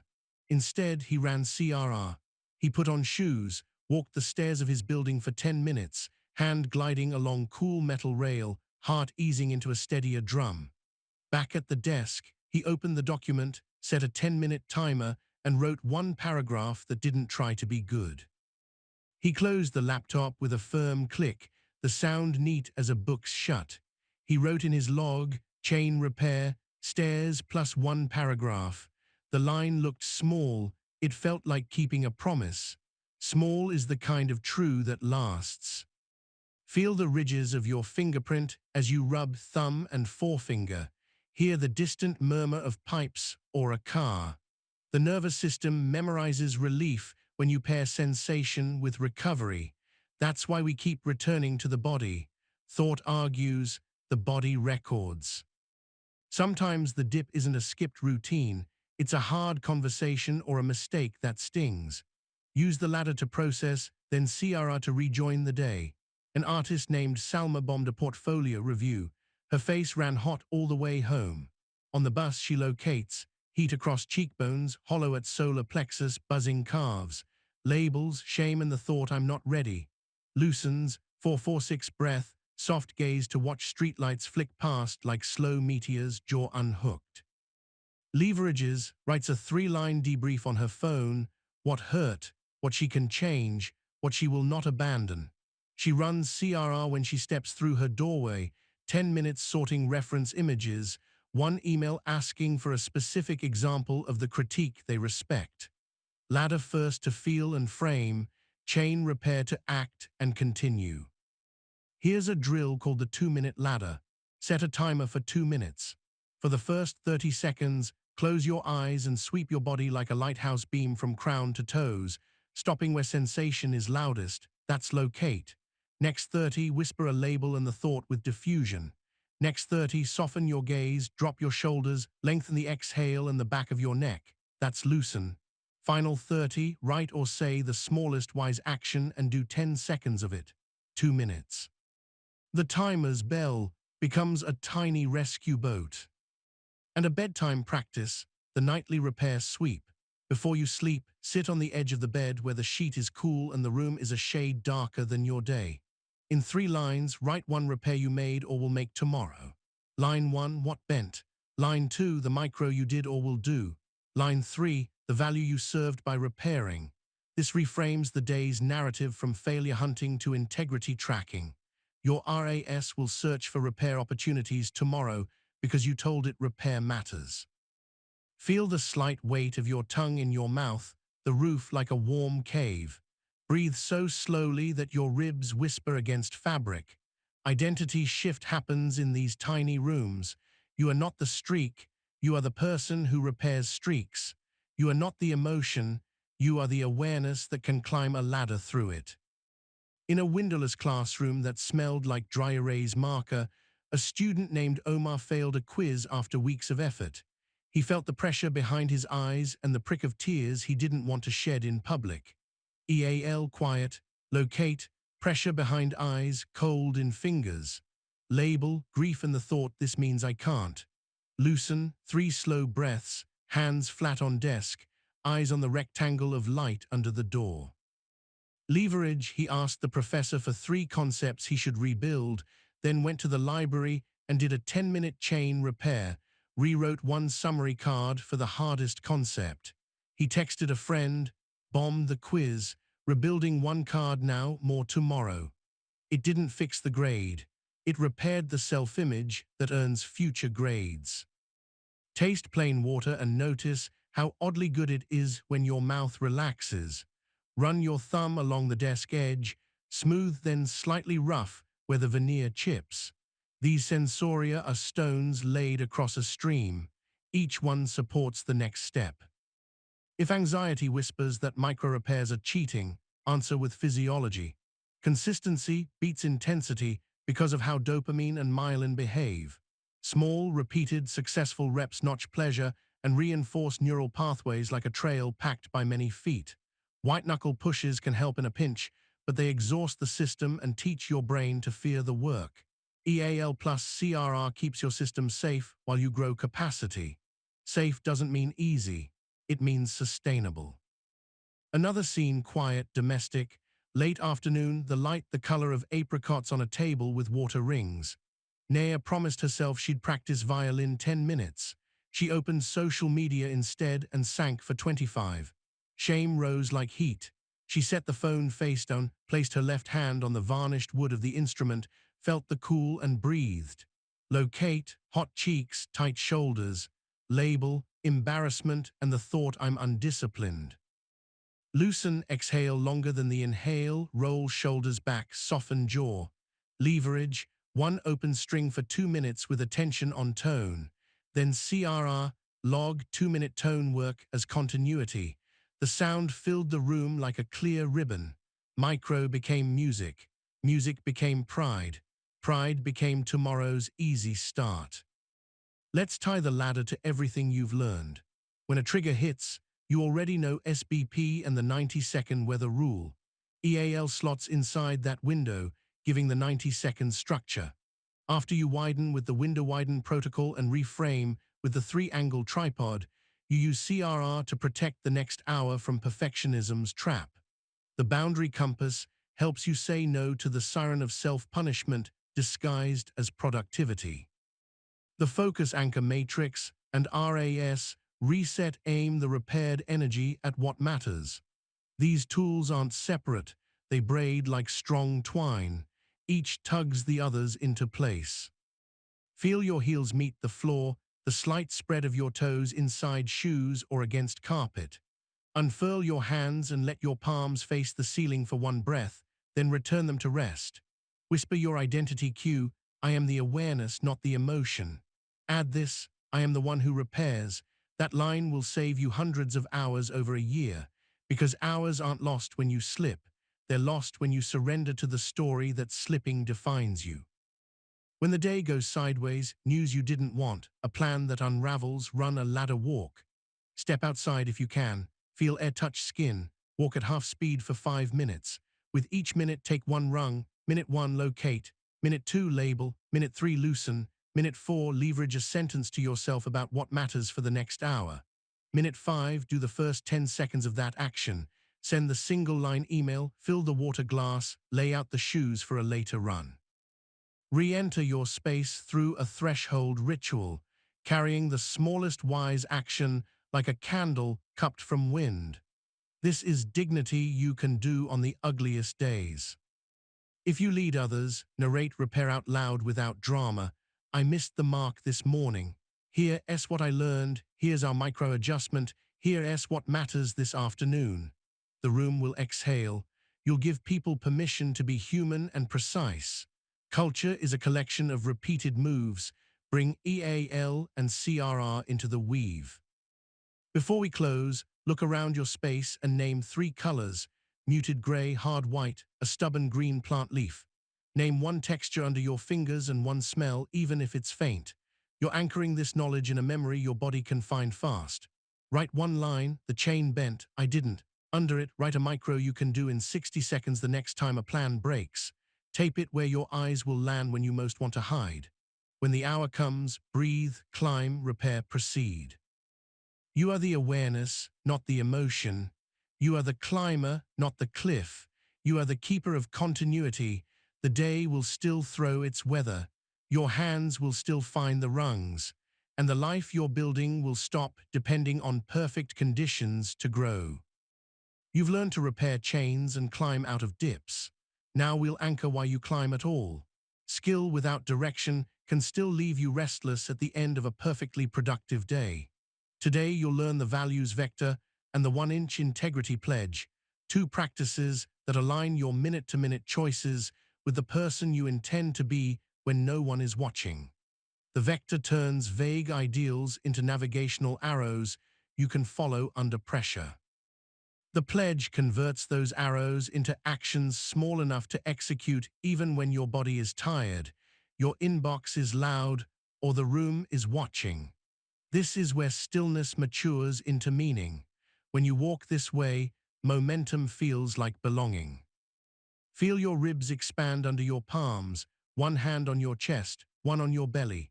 Inhale to 4, pause to 4, exhale to 6. Taste whatever lingers in your mouth, mint, coffee, paper. Look toward a single object in your space, perhaps the notch on a doorframe or the worn edge of a notebook, and soften your eyes until you can see the edges without straining. Bring to mind a value you claim: honesty, craftsmanship, kindness, courage, excellence, presence. Notice where that word lands in your body. Some words feel warm and heavy like stones in a pocket, others buzz like a carbonated drink behind the sternum. Your nervous system knows your north faster than your language does. We're going to give that knowing a map. The values vector, VV, is a three-part orientation you run at the top of a focus block, a conversation, or a decision you don't trust yourself to hold cleanly. Direction, distance, dose. Direction asks, which value is steering this hour? Not all of them, pick one. Distance asks, what would 1 inch toward that value look like in the next 15 minutes? Not the whole journey, 1 inch. Dose asks, what is the smallest effort I can apply now that will still be felt by me later? Your brain registers evidence more than intention. We stack evidence by dosing effort you'll actually deliver. Direction aligns, distance prevents overwhelm, dose protects consistency. Run VV and your choices stop arguing with each other. A quick bridge from science to skin. Values create emotional salience, and salience directs attention. When you make a value explicit, you recruit the brain's priority system and quiet the amygdala's demand for short-term relief. The dorsolateral prefrontal cortex loves a single objective. The anterior cingulate tracks conflicts and resolves them faster when the objective is clear. Direction, distance, dose. Think of them as a warm hand on the shoulder of your cognition. A story from a studio with paint-splattered light. Leora, a tattoo artist known for her line work, prided herself on kindness and precision. When running late, she defaulted to apologizing while rushing, which compromised both values. One rainy Tuesday, a client arrived early and anxious. Leora felt the squeeze in her throat and the tug to speed. She ran the values vector under her breath. Direction, kindness. Distance, 1 inch means 5 minutes of grounded intake, not 60. Dose, the effort is a slow breath, a warm greeting, one clarifying sentence. She looked up, smiled with her eyes and said, I want to give you clean lines. I'm 5 minutes from ready. Can I get you water while I set the station? The client exhaled. The room's temperature changed by a degree you could almost feel. Leora started on time, slower inside, sharper on the needle. Notice the cool triangle between nose and upper lip as you breathe. Run your thumb across your opposite palm and feel the faint squeak of skin. The vector is more than a thought. It's a cue to drop back into the body that will enact the value. Values without sensation float. Sensation pins them to the ground where your feet are. Now the 1 inch integrity pledge, OIIP. It's a sentence you speak softly before a task or choice. I pledge 1 inch of value in the next time, specifically by micro-action. You fill the brackets and then do exactly that inch. Not an inch and a half, not a vague nod, 1 inch. Identity rides on kept promises. When you keep tiny promises to your values, you accumulate a ledger of self-trust that changes your posture in rooms. The pledge is how you cash your vector. Why this matters physiologically: each time you keep a micro-promise, you deliver a clean prediction error. Your brain expected drift and instead got delivery. Dopamine spikes not only at novelty, but at better than expected outcomes. You become addicted, in the good way, to being the person who does the inch they said. Myelin wraps pathways you use often. The inch is how you keep using the pathway under stress until it's slick with ease. Let's practice. Think of a value you want to live today. If you choose honesty, the inch might be a 20-second check on a number before you present. If you choose presence, the inch might be placing your phone face down and asking one genuine question in the first 2 minutes of dinner. Place 2 fingers lightly at the base of your skull, where neck meets head. Feel the subtle warmth there. Breathe 4-4-6 once. Whisper the pledge. I pledge 1 inch of presence in the next 10 minutes, specifically by keeping my eyes on yours and letting my exhale be longer than my inhale while you speak. Then do it. When you finish, note the sensation in your chest, often a looseness where there was tightness. That feeling is what we're after. Freedom tastes like kept promises. There's a scene in a sunlit corridor, morning rush, elevator doors opening and closing like blinking eyes. An HR lead, Mateo, prepared to deliver tough feedback after a complaint. He valued courage and care and feared that one would smother the other. He ran VV in the elevator mirror, watching his breath cloud faintly on the metal. Direction, courage. Distance, 1 inch means name the behavior without diagnosing intent. Dose, print the notes, 2 bullet lines, and ask 1 curiosity question. He stepped out, sat down, and began, I want to give you clean feedback so we can keep trust intact. 2 behaviors were named. Can I share and get your view? He didn't perform compassion, he practiced it. He didn't perform courage, he practiced it. The conversation was still uncomfortable. It was clean. Taste water. Notice whether it carries a whisper of copper or lemon. Let your jaw loosen enough that your molars stop touching. The nervous system listens when the mouth relaxes. Communication shifts tone when your body does. That's why the pledge includes microphysiology, longer exhale, softened gaze, steady hands. These aren't theater, they're levers. You may worry that marching by values will make you severe. It won't if you keep the dose honest. The pledge favors renewable tiny acts over heroic spikes. A writer who values excellence keeps the inch by tightening 3 sentences, not by demanding a perfect chapter or nothing. A parent who values patience keeps the inch by kneeling to eye level once during a tantrum, not by never raising their voice again. Repetition, not righteousness, reshapes identity. Here's a micro drill called beacon and bridge. Beacon is your value stated simply. Bridge is the inch that connects now to later. You whisper beacon, craft. Bridge, 1 inch is a meticulous first paragraph before I touch email, or beacon, health. Bridge, 1 inch is water before coffee and a 3-minute stretch with breath. You touch an object you associate with the beacon, a pen for craft, a glass for health, and notice its temperature and weight. That touch becomes the tactile signature of the pledge. Over days, your body recognizes the object and begins the state without a speech. A quieter story from a car parked under a tree, light chopping through leaves onto a dashboard. Sana, a physician, felt depleted and snappish by late afternoon, which violated her value of dignity for herself and for patients. She ran VV before re-entering the clinic.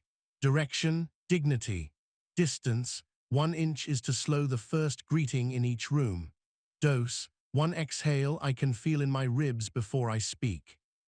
She added OIIP, I pledge 1 inch of dignity in the next hour by breathing to my ribs before I say the first word. She placed her palm against the steering wheel, felt the textured plastic, and waited for 1 full 446. In the next room, her voice came out lower, rounder. She felt different to herself. The day didn't suddenly soften. She did. Let your eyes trace the rectangle of light nearest you, top edge, right edge, bottom left. That small visual circuit engages focus networks and signals your system to attend here now. Use it before you set the vector. Vision is a steering wheel. Move it with care. If a value feels aspirational or abstract, use the 3-perspective snapshot. Past you, present you, future you. Ask, how would past me define this value? What did I lack? How does present me enact it? Where does it show up? How would future me thank me for practicing the inch today? This triad recruits memory, sensation, and imagination. Your hippocampus loves narrative continuity. Continuity reduces threat. You're not performing values for a crowd. You're extending a line between selves inside one skin. A kitchen table anecdote. Late evening, the hum of a fridge, a plate with crumbs. A teenager Kai walked in with a clipped tone that ignited a parent's old fuse. The parent, who valued steadiness, ran VV with a hand flat on cool wood. Direction, steadiness. Distance, 1 inch is to respond with 1 curiosity question before any correction. Dose, a single exhale, 1 sentence. They pledged 1 inch of steadiness in the next minute by asking, long day. Want to tell me one thing that was the worst and one that was okay? The fuse didn't vanish. It found a gate. Kai softened a degree. Connection entered where lecture would have bounced off. There's a small piece of brain speak worth carrying. When you tie a value to a specific sensory-rich action, you increase the odds your basal ganglia will retrieve that action under stress. That's habits territory. Values become embodied when the action that represents them is rehearsed in the same context you'll need them. That's why the threshold ritual and the pledge are siblings. Say the pledge at the doorway and then cross. Your body will start to treat doorways as moral stages where it knows its lines. What about days when values conflict? Excellence versus rest, courage versus harmony. Use a 2-minute values arbitration. Sit, breathe 4-4-6 twice and ask, which value protects the others today? Often rest protects excellence, honesty protects harmony, and courage protects care. Pick the protector and run a single inch in its favor. Arbitration doesn't erase tension. It prioritizes cleanly. Clean priorities reduce the noise your amygdala mistakes for danger. Let's run a live pledge. Choose a value now. Place 2 fingertips on your pulse at the wrist and feel the gentle thud. Count 3 beats. Whisper, I pledge 1 inch of value in the next 5 minutes by micro-action. Then do it in the smallest possible way. If you chose learning, read a paragraph slowly and write 1 sentence in your words. If you chose connection, send a 7-word text that names something you appreciate with no ask attached. When the 5 minutes end, close your eyes and scan for the feeling you want from a life of that value, a warmth at the center of the chest, a quiet in the jaw, a sense of being correctly arranged. That sensation is your proof that meaning is not abstract, it's somatic. An office story with harsh overhead light and the rubber smell of a new chair. Theo valued craftsmanship, but kept shipping sloppy work under pressure. He built a daily pledge around a tiny, non-negotiable inch. I pledge 1 inch of craftsmanship before lunch by running a 2-minute read aloud on my deliverable. Reading aloud slowed him just enough to catch the rough edges. He paired it with the values vector at 10 a.m. direction, craft. Distance, 2 minutes. Dose, breath at the end of each paragraph. Within 2 weeks, his edits halved and his confidence felt less like performance and more like posture. Taste air again. Feel the seam of your shirt on your shoulder, a little rougher than you remembered. Let your shoulders hang on the hooks of your collarbones, heavy without collapsing. Whisper your identity cue, I am the awareness, not the emotion. Add the line that turns values into identity. I am the person who moves 1 inch toward what matters, even when mood argues. When you stumble, and you will, use the chain repair rule on values themselves. If you violate one, repair with 1 inch in the next 24 hours. If you snap at someone, your repair inch might be a clean, small apology without self-flagellation. I spoke sharply. You didn't deserve that, I'm correcting. If you cut a corner, your inch might be a 2-minute improvement and a note in your process doc. EAL helps you metabolize the feeling. OIIP restores the ledger. The day becomes a series of tiny alignments instead of verdicts. If you lead teams, make values operational using VV and OIIP in meetings. Start with direction, name the value steering this decision. Set distance. The inch will deliver by Friday. Agree on dose. The minimum effort each person will pledge publicly today. Ask for 1-sentence pledges at the end, spoken softly like a promise to the room and to self. Culture stops being slogans on a wall and becomes 10,000 inches walked. On a walk at dusk, the air smelling faintly of rain on concrete, you can practice a closing ritual called the ledger look. You name 3 inches you kept toward a value today. They must be small and specific. The brain's negativity bias will try to shrug them off. You say them anyway, feeling the texture of your steps through shoes to the ground, heel, midfoot, toe. The ledger makes sleep kinder. The RAS learns to tag tomorrow's chances to keep inches as relevant. That's compounding meaning. Before we close, make 1 pledge you can fulfill within 5 minutes of this chapter ending. Place your palm on your sternum and feel warmth build under skin. Breathe 4-4-6 once. Whisper, I pledge 1 inch of value in the next 5 minutes by micro-action, then do it. Wash 1 cup slowly as a prayer to presence. Write 1 sentence to someone you've delayed. Fix 1 comma. Stretch once with attention. Drink water and mean it. When you finish, seal it with a small physical click, a notebook shut, a light switched off, A door closed gently. Hear the sound. Let it stamp the inch into memory. You are the awareness, not the emotion. You are the keeper of a compass that points even when clouds cover the sky. You are the person who moves by inches and arrives by miles without ever abandoning the chair in the sanctuary. The world will continue to ask.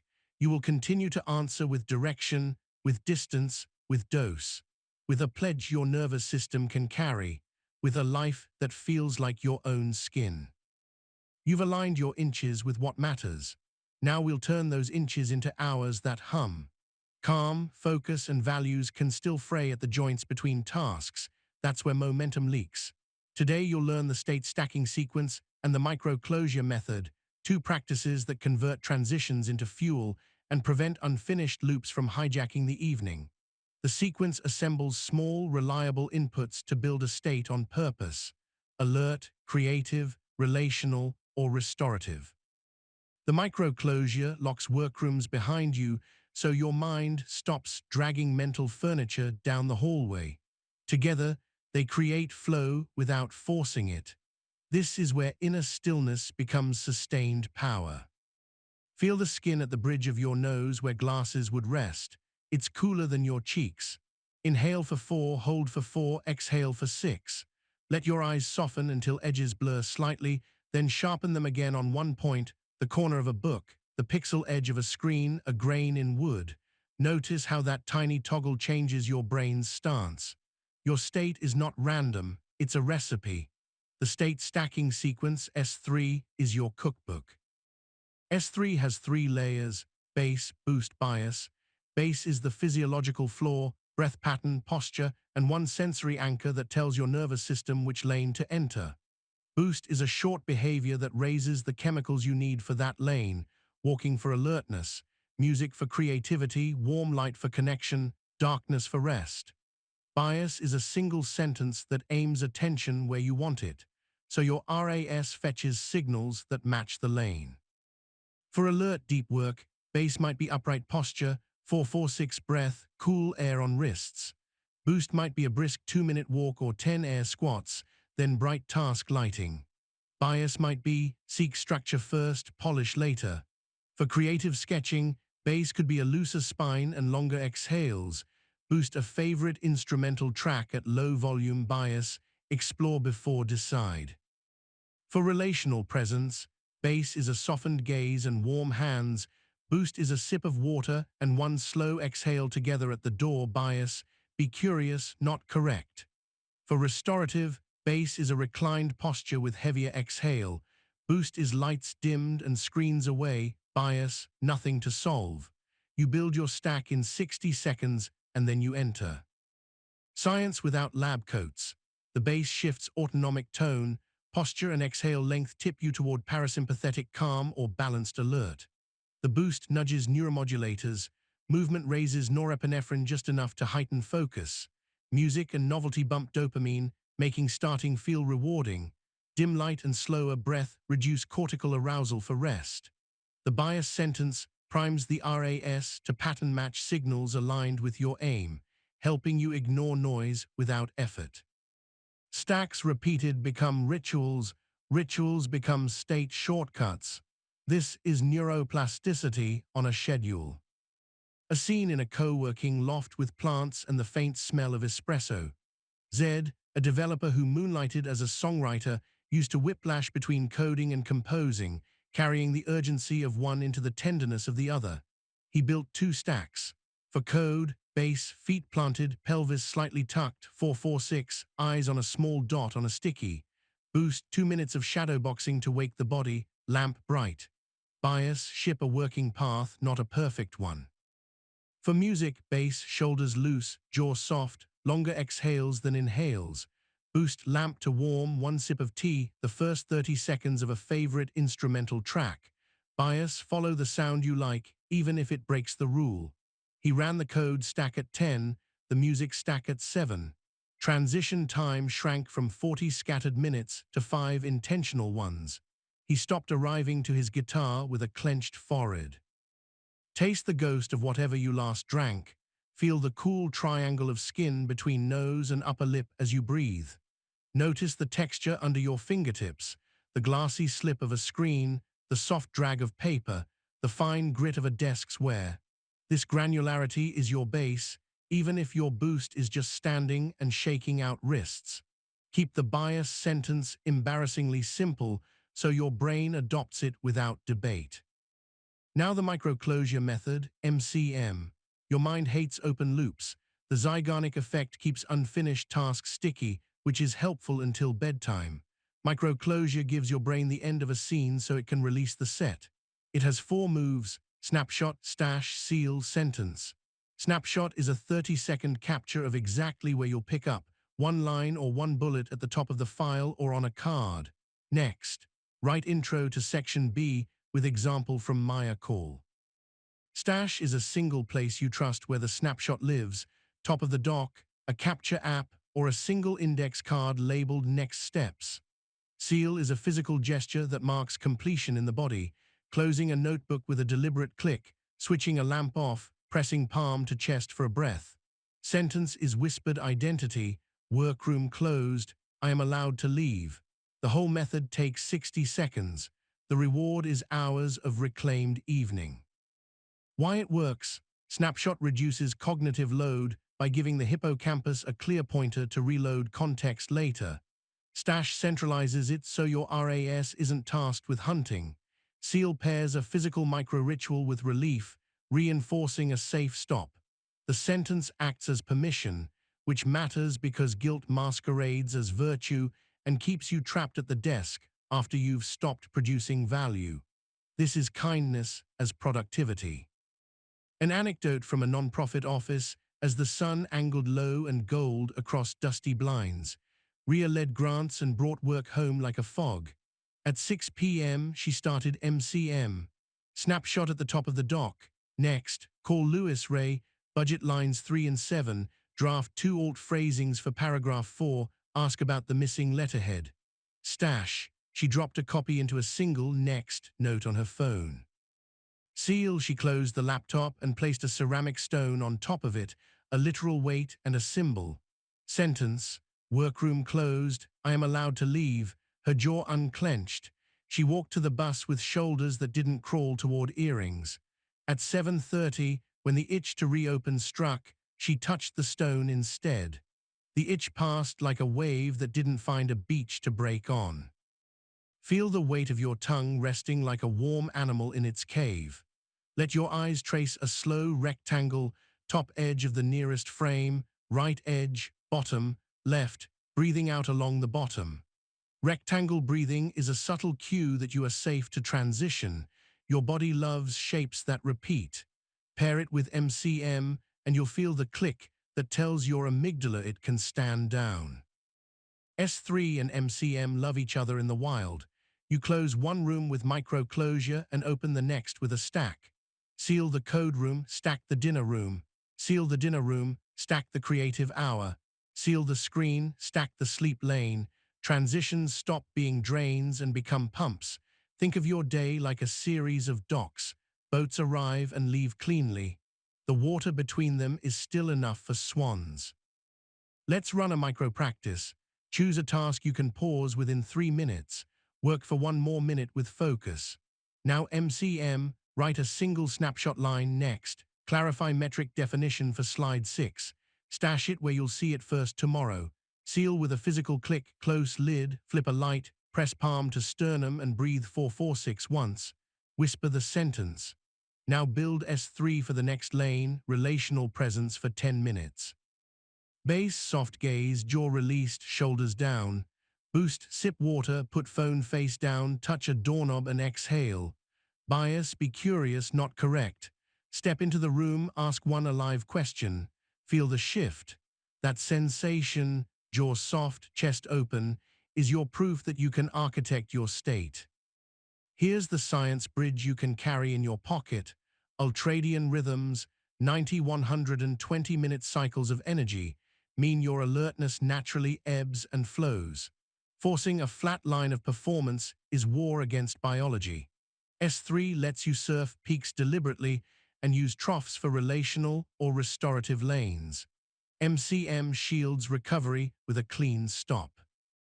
Over weeks, your productivity will look less like a frantic scribble and more like a series of strong strokes with clean white space between them.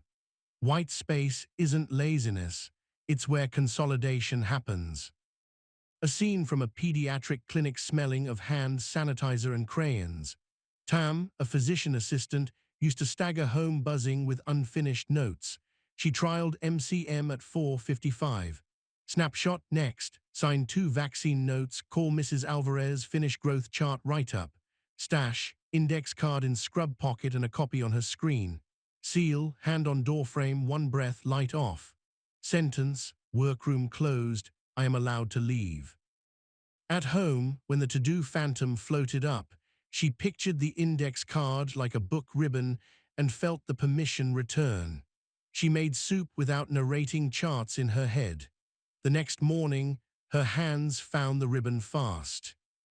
Taste the air, faint dust, maybe citrus. Drag your fingertips lightly along your forearm, feel fine hairs bend, and then stand. This sensory map is where your stacks land. If you skip the body, you're trying to change mind with mind. It's uphill and it's optional. You can take the gentler trail. To customize S3, build 2 default stacks right now, one for alert work, one for relational presence. For alert, perhaps base is feet flat, tall spine, cool wrists, boost 5 push-ups or a brisk hallway walk, bias, solve the skeleton, then add flesh. For relational, base is slower breath, soft gaze, boost, water and lower light, bias, ask one more question than you answer. Write them on a card. Tape it near your screen and on the inside of your front door. Rituals become reflexes when your environment speaks for you. A story from a cramped apartment with a wobbly table and a noisy neighbor. Cora, a freelance illustrator, struggled with sleep because her brain dragged open loops into bed like bags. She built a night MCM. Snapshot, next drawing needs hand references, gather 5 photos first thing. Stash, a paper card on her desk under her tablet stylus. Seal, close tablet, lay stylus on top, turn off the brightest light, place phone on dresser, not bedside. Sentence, workroom closed, I am allowed to rest. She added a restorative S3, base lying on back, 1 hand on belly, 1 on chest, boost, lights dim, a 30-second body scan from toes to scalp, bias, nothing to solve. The first nights felt silly. The third night felt like sliding into cool water. By week 2, mornings began with fewer scattershot tabs and more reach for the stylus on the card that told her exactly where to begin. Pay attention to your breath at the nostrils again, cool in, warm out. Hear the distant plumbing sigh. Let your shoulders drop a centimeter. Whisper your identity line, I am the awareness, not the emotion. Add its sibling, I am the keeper of my rooms. That shift in language matters. When you think in rooms, you treat time like architecture you can arrange, not a weather system that whips you around. Sometimes stacks and closures will be interrupted by life that won't wait, children, crises, alarms. You can still use tiny versions. The 5-breath stack, base, exhale long, open shoulders, boost, 3 quick shakes of hands, bias, 1 smallest wise action. Then act. The 10-second closure, snapshot a single word, stash it in your pocket as a note, seal with a palm to heart sentence whispered. It's not perfect. It's dignity. Dignity scales down without losing its shape. If you lead teams, end meetings with a group micro-closure to prevent ghost meetings from continuing in everyone's heads. Snapshot, each person states their next inch aloud. Stash, 1 shared doc with a single next line per owner. Seal, the facilitator names the end and everybody stands. Sentence, this meeting is done, questions belong in the doc. You'll feel the room actually end, which is rarer than it should be. Let's stitch S3 and the tools you already carry. Before a focus anchor matrix block, run an alert stack. After the block, micro-close to free your evening. Use the threshold ritual to mark doorways. Use MCM to mark mental doorways inside the same room.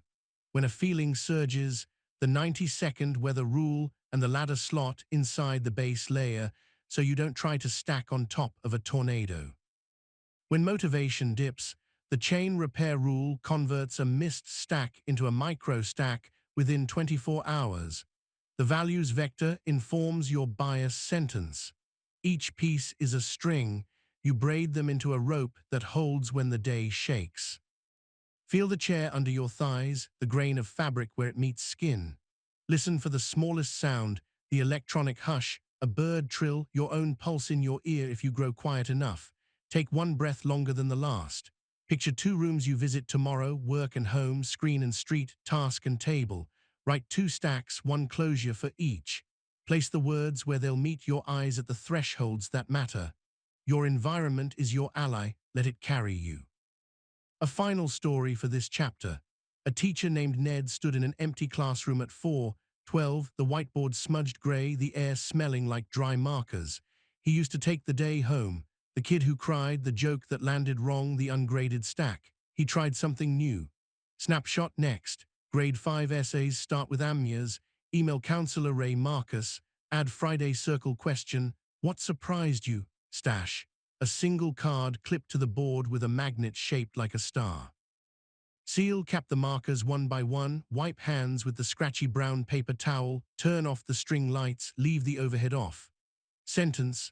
Workroom closed, I am allowed to leave. At his apartment door he ran a relational stack. Hand paused on the knob, 1 exhale, phone on the shelf, bias, be curious, not correct. He asked his partner, what headline would you write for your day? They laughed. He slept.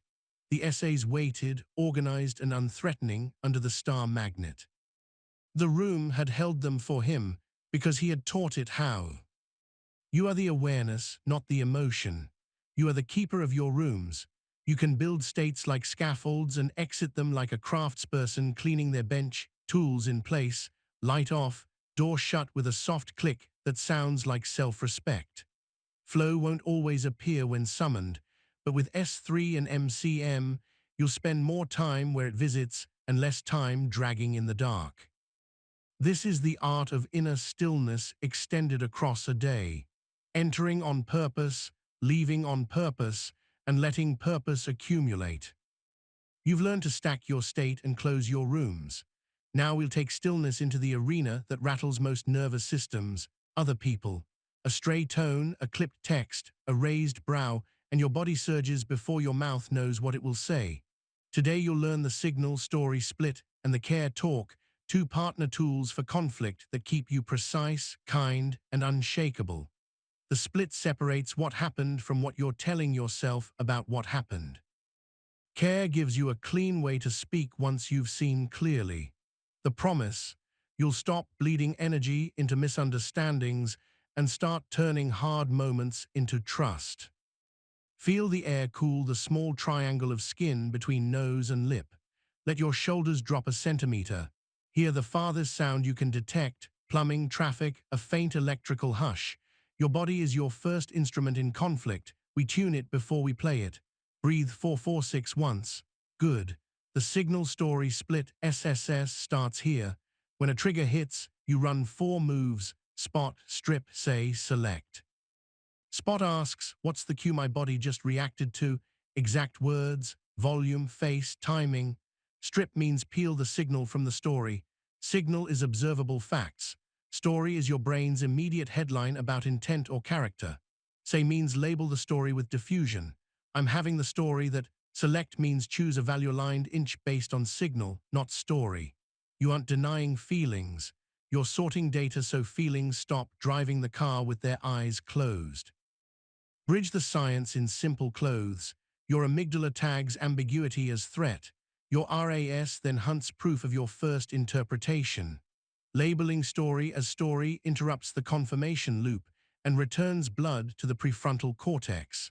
Observables recruit the brain's dorsal networks for detail that calms global alarm. This is not a debate technique. It's a nervous system technique that makes the debate unnecessary half the time. A fluorescent meeting room, 2:07 p.m., stale coffee and the slow tick of a wall clock.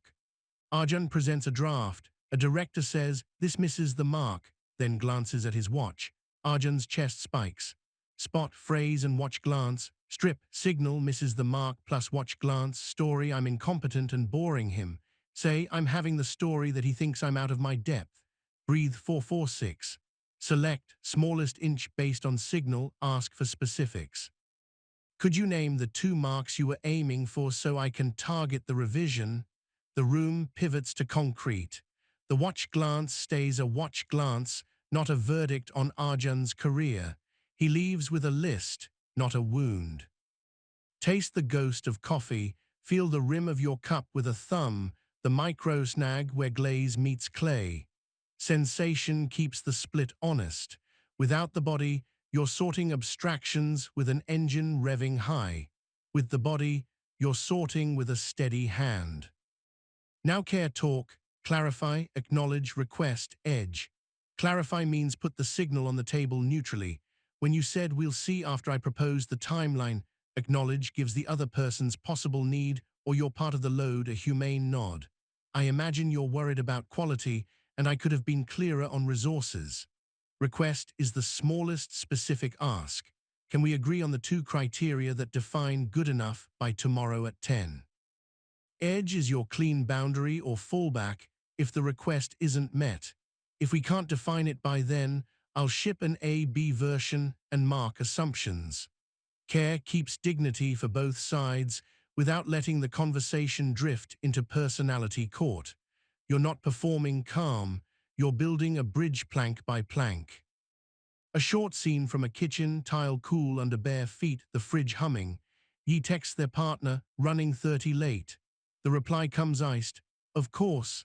Ye's pulse ticks up. SSS, spot of course. Strip, signal 2 words, story, you always disappoint me. Say I'm having the story that I'm failing at this relationship. Breath, select care in 2 lines. Clarify, when I read of course, I hear frustration, fair, acknowledge. I didn't pad the drive, that's on me. Request, can we shift dinner to 8:15 and I'll do cleanup. Edge, if that doesn't work, I'll eat after and sit with you while you eat. The reply, 8:15 is fine, thanks. No essay, no martyrdom. 2 nervous systems de-escalated by 1 person's clarity. Feel the back of your neck lengthen. Notice the seam of your shirt against your shoulder. It's a tiny itch you can locate exactly. Precision in the body bleeds into precision in words. Your tongue can relax onto the floor of your mouth.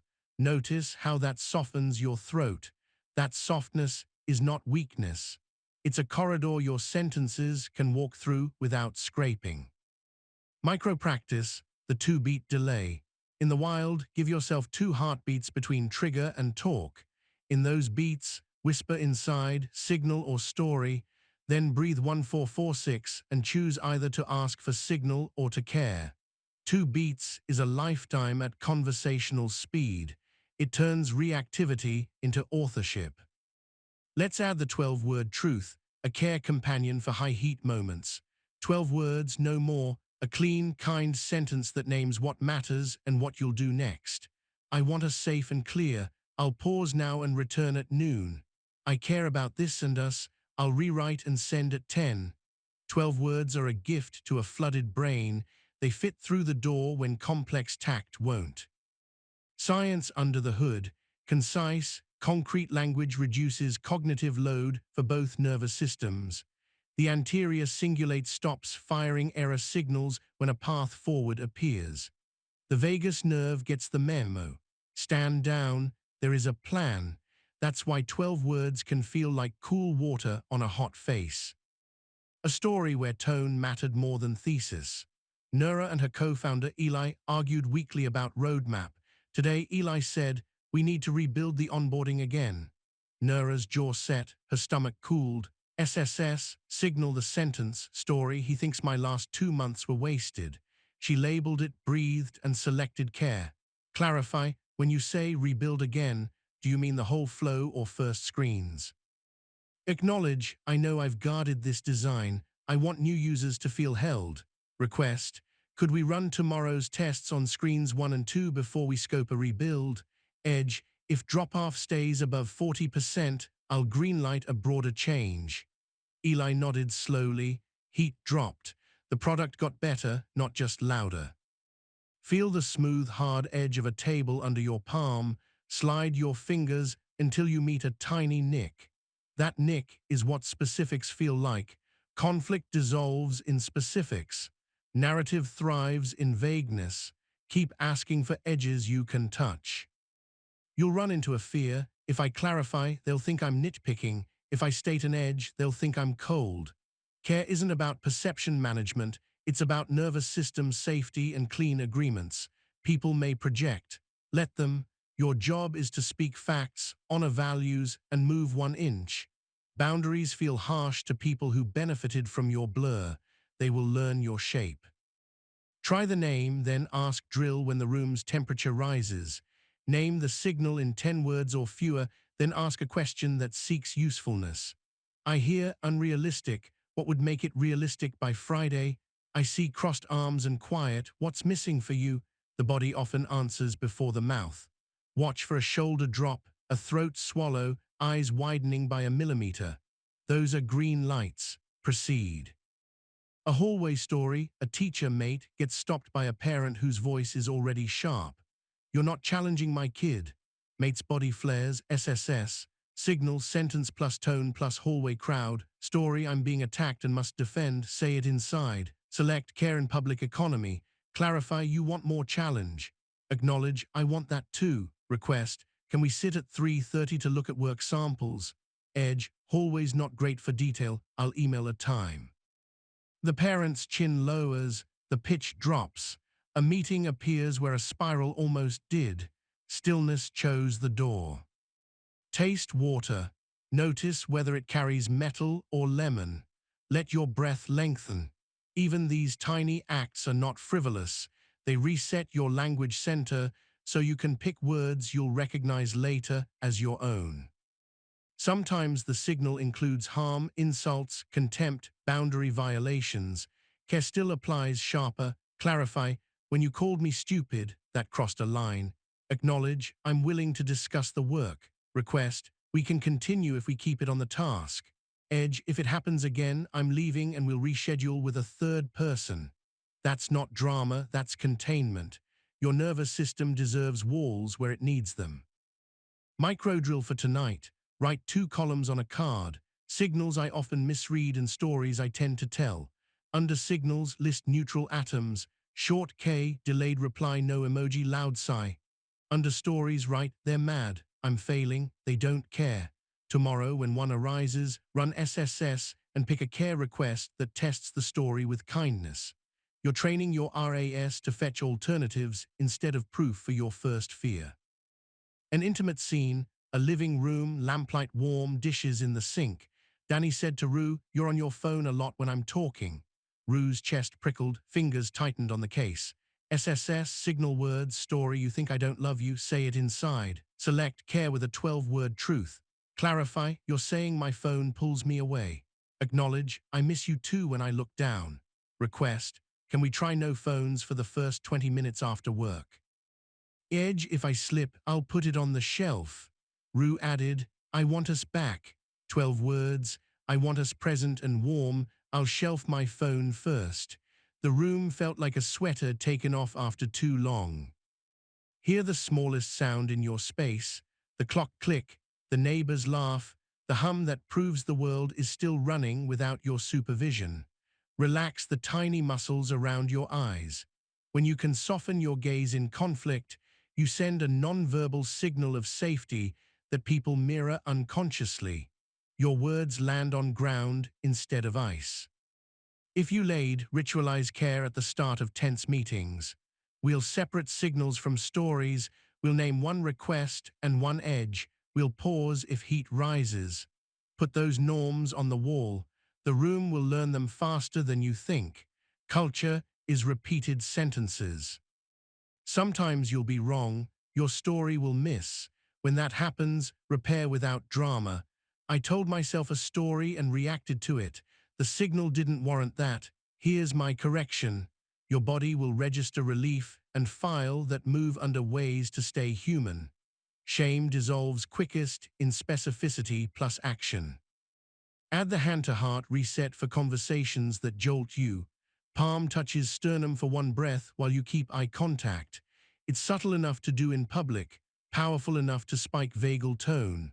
Whisper inside, I am the awareness, not this spike. Then run SSS and care. You're not escaping the moment, you're stabilizing the operator. A workplace anecdote with stale air and the tang of dry erase marker. May's teammate said, "Your QA notes are nitpicky." May felt heat behind the eyes. SSS, signal, nitpicky, story, they don't respect my craft, say it. Select, care and a name, then ask. Clarify, you're feeling slowed by my QA notes. Acknowledge, I can over-index on detail. Request, could we agree on 3 showstopper criteria to tag? Edge, if a note doesn't hit those, I'll keep it to myself. The teammate exhaled audibly. They wrote the list. Build sped up. Craft stayed. Taste the hint of mint or metal as you breathe. Let your tongue rest heavy and warm.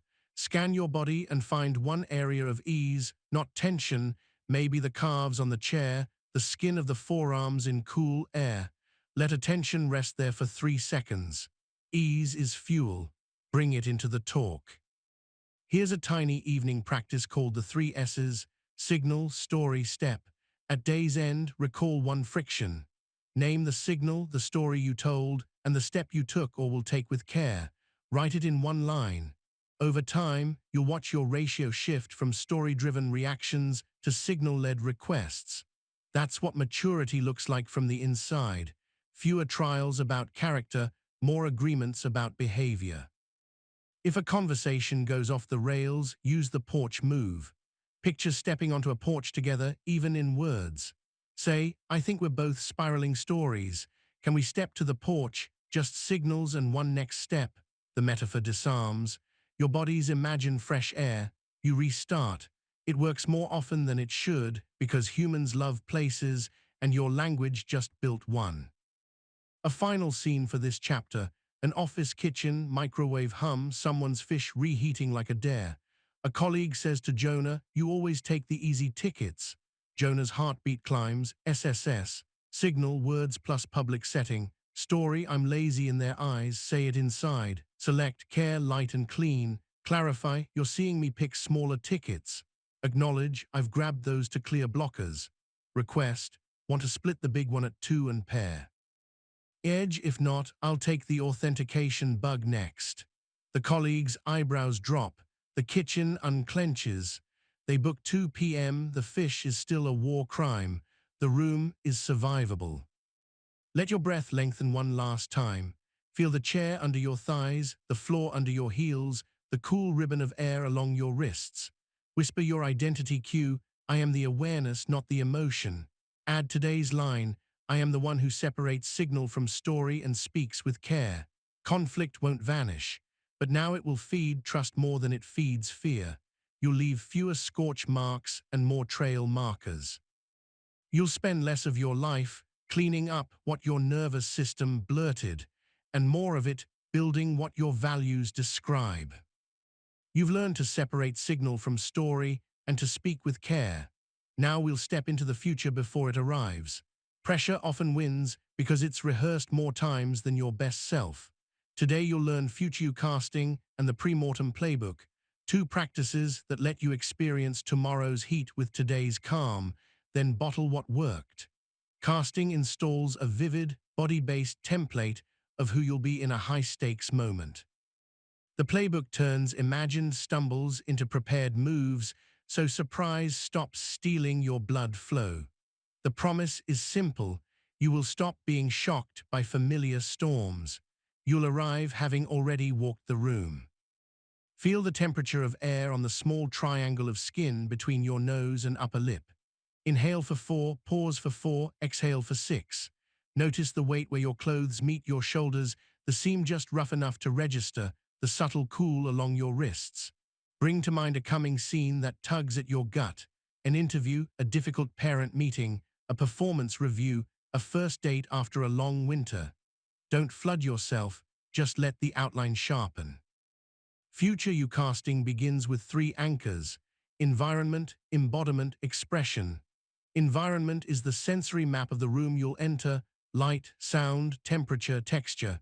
Embodiment is the way future you wears a nervous system: breath low, gaze soft, jaw unclenched, posture dignified. Expression is the first sentence you speak, and the first micro-action you take that says, "I am here on purpose." Here's the bridge from brain to body. Your nervous system is predictive. It runs a simulation millisecond by millisecond to keep you alive. When you preload a simulation with calm detail, your amygdala receives fewer unknown flags, and your prefrontal cortex saves precious glucose for choice.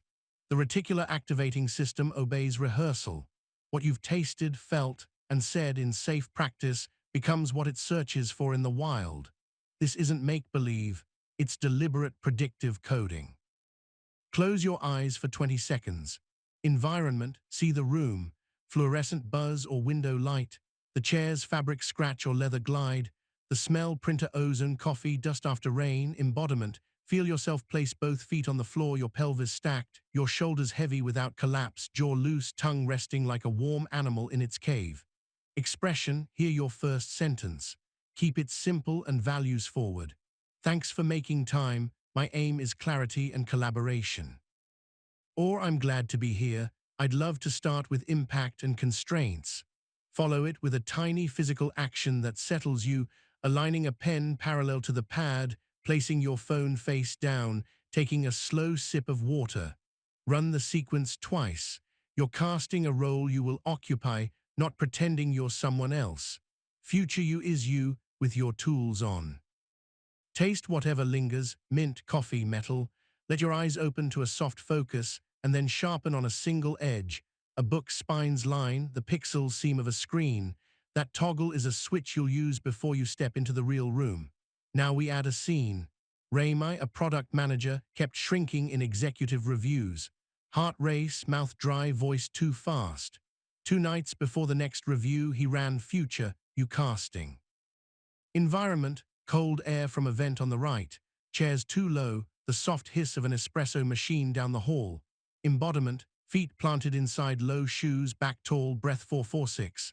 Expression, I'll start with the 2 metrics that moved and the one that didn't, then propose a smallest wise pivot. He rehearsed placing a single page in front of himself, aligning it with the table edge, and letting his exhale reach the belly before he spoke. When the day came, his heart still lifted. He felt the vent on his skin and thought, right, here's the cold. He aligned the paper, exhaled, and spoke his line. He didn't become brave, he became familiar. Familiar beats fear more reliably than hype. Future you casting isn't positive thinking. It includes friction. You imagine hiccups and keep your body clean inside them. That's where the pre-mortem playbook enters. A pre-mortem asks, it's over and it went badly, what made that happen? Most people stop there and stew. You won't. You'll list 2 likely snags, then attach a single prepared move and a single repair move to each. Prepared move is what you'll do if the snag appears. Repair move is what you'll do if you still slip. You write them as short scripts you can say under your breath. This combo is inoculation. You're meeting a smaller dose of the stressor and building antibodies. Let's walk through a hospital hallway that smells like antiseptic and coffee. A resident, Lena, dreaded rounds with a senior who interrupted. Her imagined failure real, losing track, mumbling, losing credibility. Pre-mortem playbook, fast and clean. Snag 1, interruption mid-sentence. Prepared move, pause, nod. I can fold that in 1 line on vitals, then the plan, then continue. Repair move, if derailed, stop hands 1446. Let me restart from the plan so we leave aligned, then proceed. Snag 2, question she can't answer. Prepared move, I don't have that number, can bring it by noon. Repair move, write it down, set a timer, deliver the number with 1 sentence of context. She rehearsed saying those lines with a softened jaw, a steady hand on the railing, and the feeling of her ID badge cool against her chest. On rounds, the interruption came. Her body recognized the choreography. She nodded, folded, and continued. Later, the unknown landed. By noon, she said, and it was, the day didn't become easy, it became navigable. Feel the fabric against your forearm, track exactly where it irritates or soothes. Your body is the stage these tools perform on. Without sensory anchors, rehearsal floats. With them, it roots. That rooting is what keeps your voice from chasing your heartbeat. Now a micro practice you can run in 5 minutes, called Frame, Feel, First Line. Pick tomorrow's moment. Frame it with 3 sensory facts: light, sound, temperature. Feel it, place the breath low and relax your jaw as you picture entering. First line, speak your opening sentence out loud, then make the tiniest physical move you'll repeat there. Do the trio twice before bed and once while walking toward the door tomorrow. The repetition is the groove your attention will slide into when heat rises. Science de-dramatized. Visualizing from a first-person perspective activates many of the same neural pathways as doing, especially when paired with interoception, awareness of internal signals like breath and heartbeat. Combine with a clear first line and a micro-action, and you've created a cue stack. Cue stacks are rocket fuel for habits and for performance under stress. You are exploiting your predictive brain for good. A story from a dining room at 6:59 p.m., table set, a family buzzing, the smell of tomato and basil. Nadia planned to ask her father to reconsider a business favor she didn't want to grant. Historically, her throat closed. Future, you casting in the quiet of her parked car. Environment, the slight wobble of the dining chair, the shine of the overhead light on silverware, the hum of conversation from the kitchen. Embodiment, shoulders released, breath low, one hand under the table holding the wooden edge. Expression, I've thought carefully, I'm not able to cosign, here SY and what I can offer. Pre-Mortem Playbook, snag, accusation of ingratitude. Prepared move, I hear that my choice is about capacity and care for the relationship, not debt. Repair move, if heat rises, I want to pause for 10 minutes and walk around the block, I'll come back. The night came, the accusation arrived. She felt the wooden edge under her fingers, said her line at half speed, and proposed a pause before her heart could sprint. Her father was miffed. The relationship held. She went home shaken and proud. Shaken fades, proud accrues. Let your gaze trace a rectangle in the room, top edge, right, bottom, left, synchronizing exhale with the bottom edge. Rectangle breathing tells your nervous system, we are in a predictable shape. Predictable shapes quiet alarms. Use it just before you deliver your first line. Sometimes casting reveals a value collision. You want to be both courageous and gentle, direct and warm. Let your values vector choose the compass for that hour and let your body reflect it. A courageous body stands tall. A gentle body softens gaze and voice. You can do both by moving at half speed and keeping the exhale a beat longer than the inhale. Half speed is your universal solvent. It turns brittle courage into clean firmness and mushy warmth into steady care. A workplace anecdote with cold air from a vent and the rubber smell of rolling chairs. Amit, a team lead, had to let a contractor go. He ran future you casting the night before. Environment, conference rooms echo, the glass walls reflection, the faint buzz of the exit sign. Embodiment, anchored feet, tall spine, hands still, eyes steady. Expression, I want to be direct and kind. This contract won't continue. Here's what you can count on this week. Pre-mortem playbook, snag, deflection to blame. Prepared move, I'll own my part in clarity, the decision stands. Repair move, if voices rise, let's take 5, I'll return with the logistics. The morning arrived with shaking hands anyway. He pressed fingers to the cool table edge until the tremor calmed. He delivered the line at half speed. The conversation ached. It was clean. He walked out with a chest that hurt and a spine that held.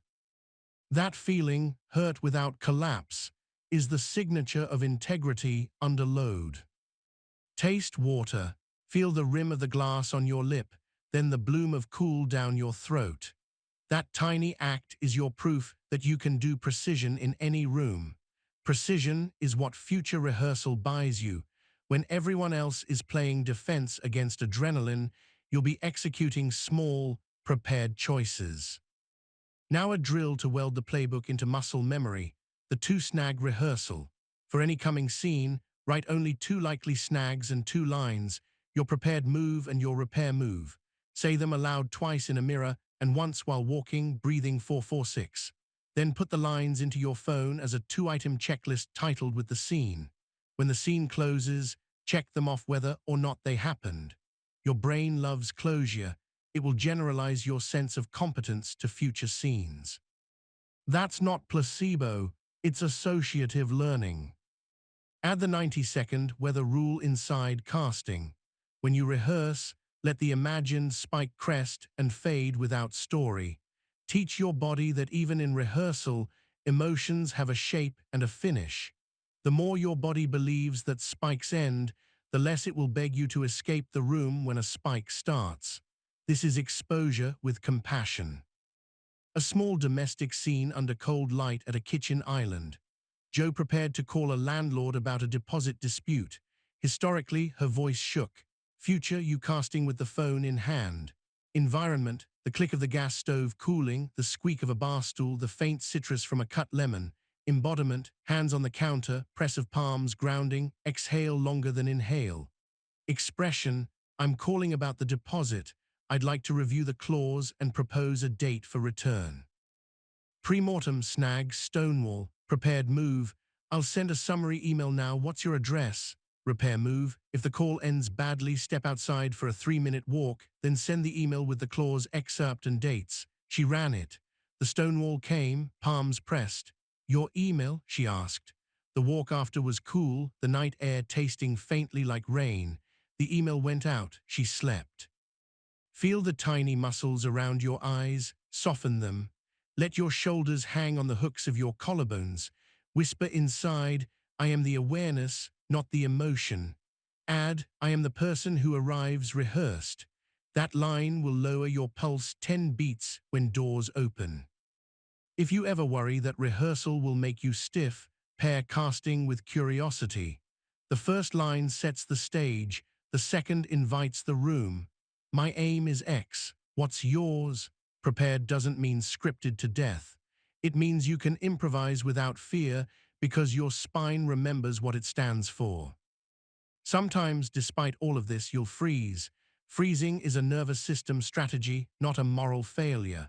Build a freeze exit, one physical cue that resumes movement, dropping shoulders then rolling them once, touching the table edge, a slow swallow paired with a single word like proceed. In rehearsal, pair the cue with a breath and your first line until your body associates the cue with motion. When freeze arrives, you'll have a rope. Micro-practice to close your day, the 4-foot future.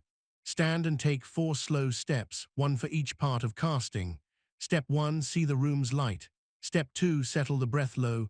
Step 3, speak your first line softly. Step 4, make the tiny move, touch, align, sip. Then sit and write 2 snags with their lines. Tomorrow you will be surprised by almost nothing. That's not because life behaves, it's because you will have practiced being yourself when it doesn't. Hear the lowest sound in your space, the hum under the hum. Taste the air, dust, citrus, metal.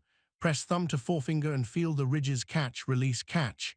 Your future will be built in rooms that smell like toner and tea and rain. You can meet them with a nervous system you've taught to recognize the light, the chair, the sentence, the gate. You don't need to be fearless. You need to be familiar. Familiar is what we are building, breath by steady breath. Tomorrow, pick one scene and cast it for 2 minutes before you sleep. When you wake, cast it once more before coffee. Walk into it having already arrived. Use your pre-mortem lines lightly, like a handrail you don't need to grip hard to trust. When the moment ends, do a micro-closure and write the first line you'll use next time.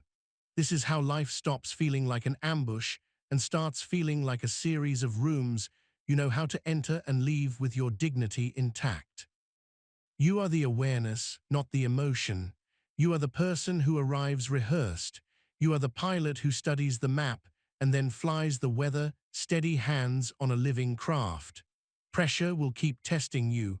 You will keep choosing who you become in the first line and the inch that follows. You've rehearsed the future and walked into rooms already steady. Now we'll make the steadiness renewable.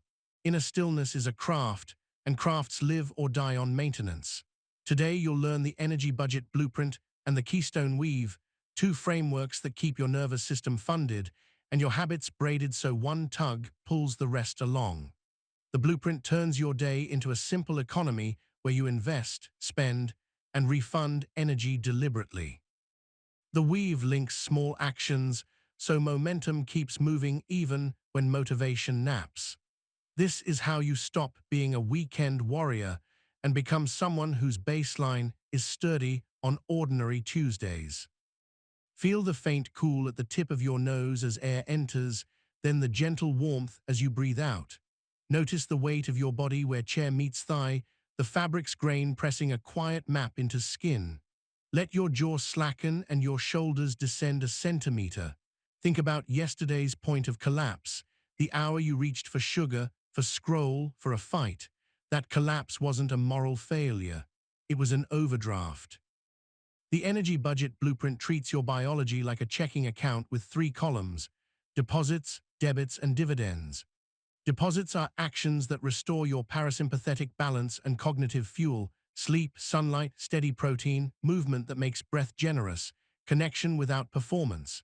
Debits are the unavoidable expenditures: deep work sprints, caregiving, decisions, commutes, conflict, cold rooms, bright rooms, fluorescent buzz, anything that taxes the system. Dividends are small choices that both do the task and refund energy: clean boundaries, micro closures, state stacks that fit the moment instead of fighting it.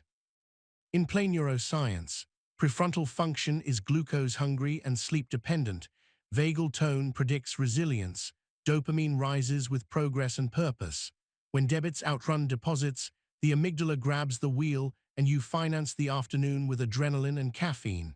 That works like a payday loan, fast and expensive.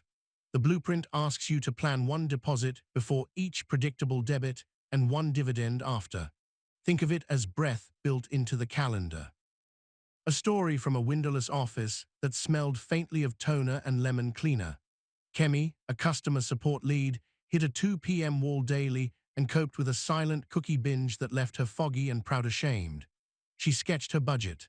Debit at 1:03 p.m., escalations.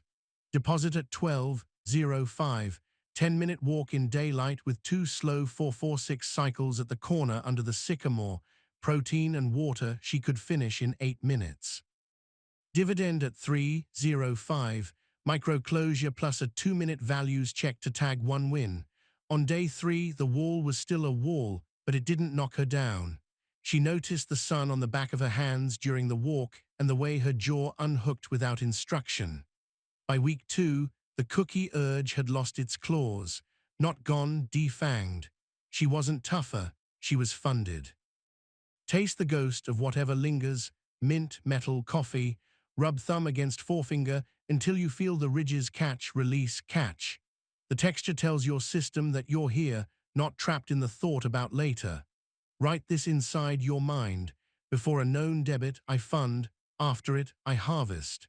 Your reticular activating system will start searching for places to do that because you've named it. The keystone weave is how you braid habits into a single rope. Alone, habits snap under load. Woven, they hold. Choose 1 keystone that matters disproportionately: sleep window, morning light, a 10-minute focus sprint before reactive work, an evening microclosure. Then choose 2 companion threads that naturally follow it: water before coffee, a values vector sentence at the top of the first task, a 90-second weather rule when the first spike hits. You tie them with a when, then chain in ordinary language you can hear in your head. When I lay my head on the pillow, then phone sleeps in the other room and tomorrow's outfit is placed by the door. When I sit at my desk, then I run a 2-minute spotlight fam with the blue dot. When I close the lid at 5, then snapshot, stash, seal, sentence, and light off. The weave is not about zeal. It's about friction reduced to almost nothing. Science in simple shoes. Habit chaining reduces decision cost by piggybacking on existing neural triggers. Myelin wraps whatever fires repeatedly and reliably. Pairing actions in the same context accelerates that wrapping. You're building a hallway where the lights turn on as you walk, not a maze you have to solve every time. A small apartment, late night, the air warm and a ceiling fan ticking in gentle rhythm. Andre loved late scrolling and hated early mornings. He picked a keystone: the sleep window, 11:00 to 6:30, consistent within 45 minutes. The weave, phone on the dresser, not the nightstand, nightly repair sweep of 3 lines before lights, a 5-breath restorative stack with a cool splash of water at the sink.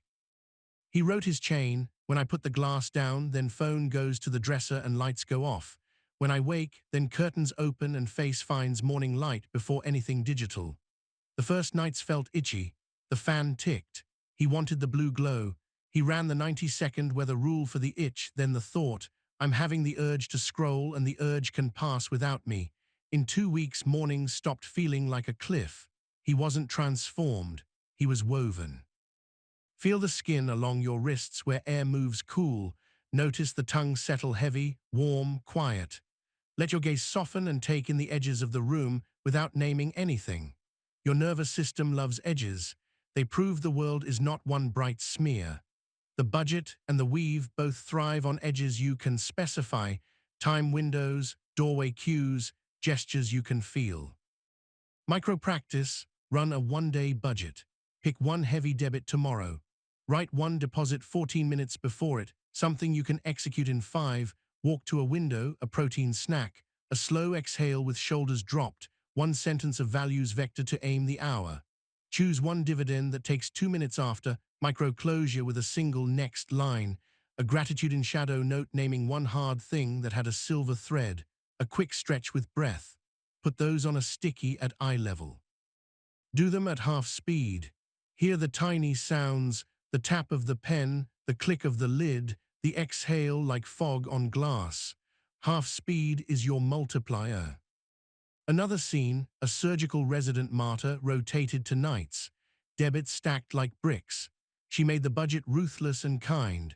Deposit at 6:10 p.m., 15 minutes of daylight on the hospital steps with a friend from pediatrics, 2 4 4 6 breaths together, water, a line of laughter if possible. Debit 7 p.m., 5 a.m., triage, documentation, mental load.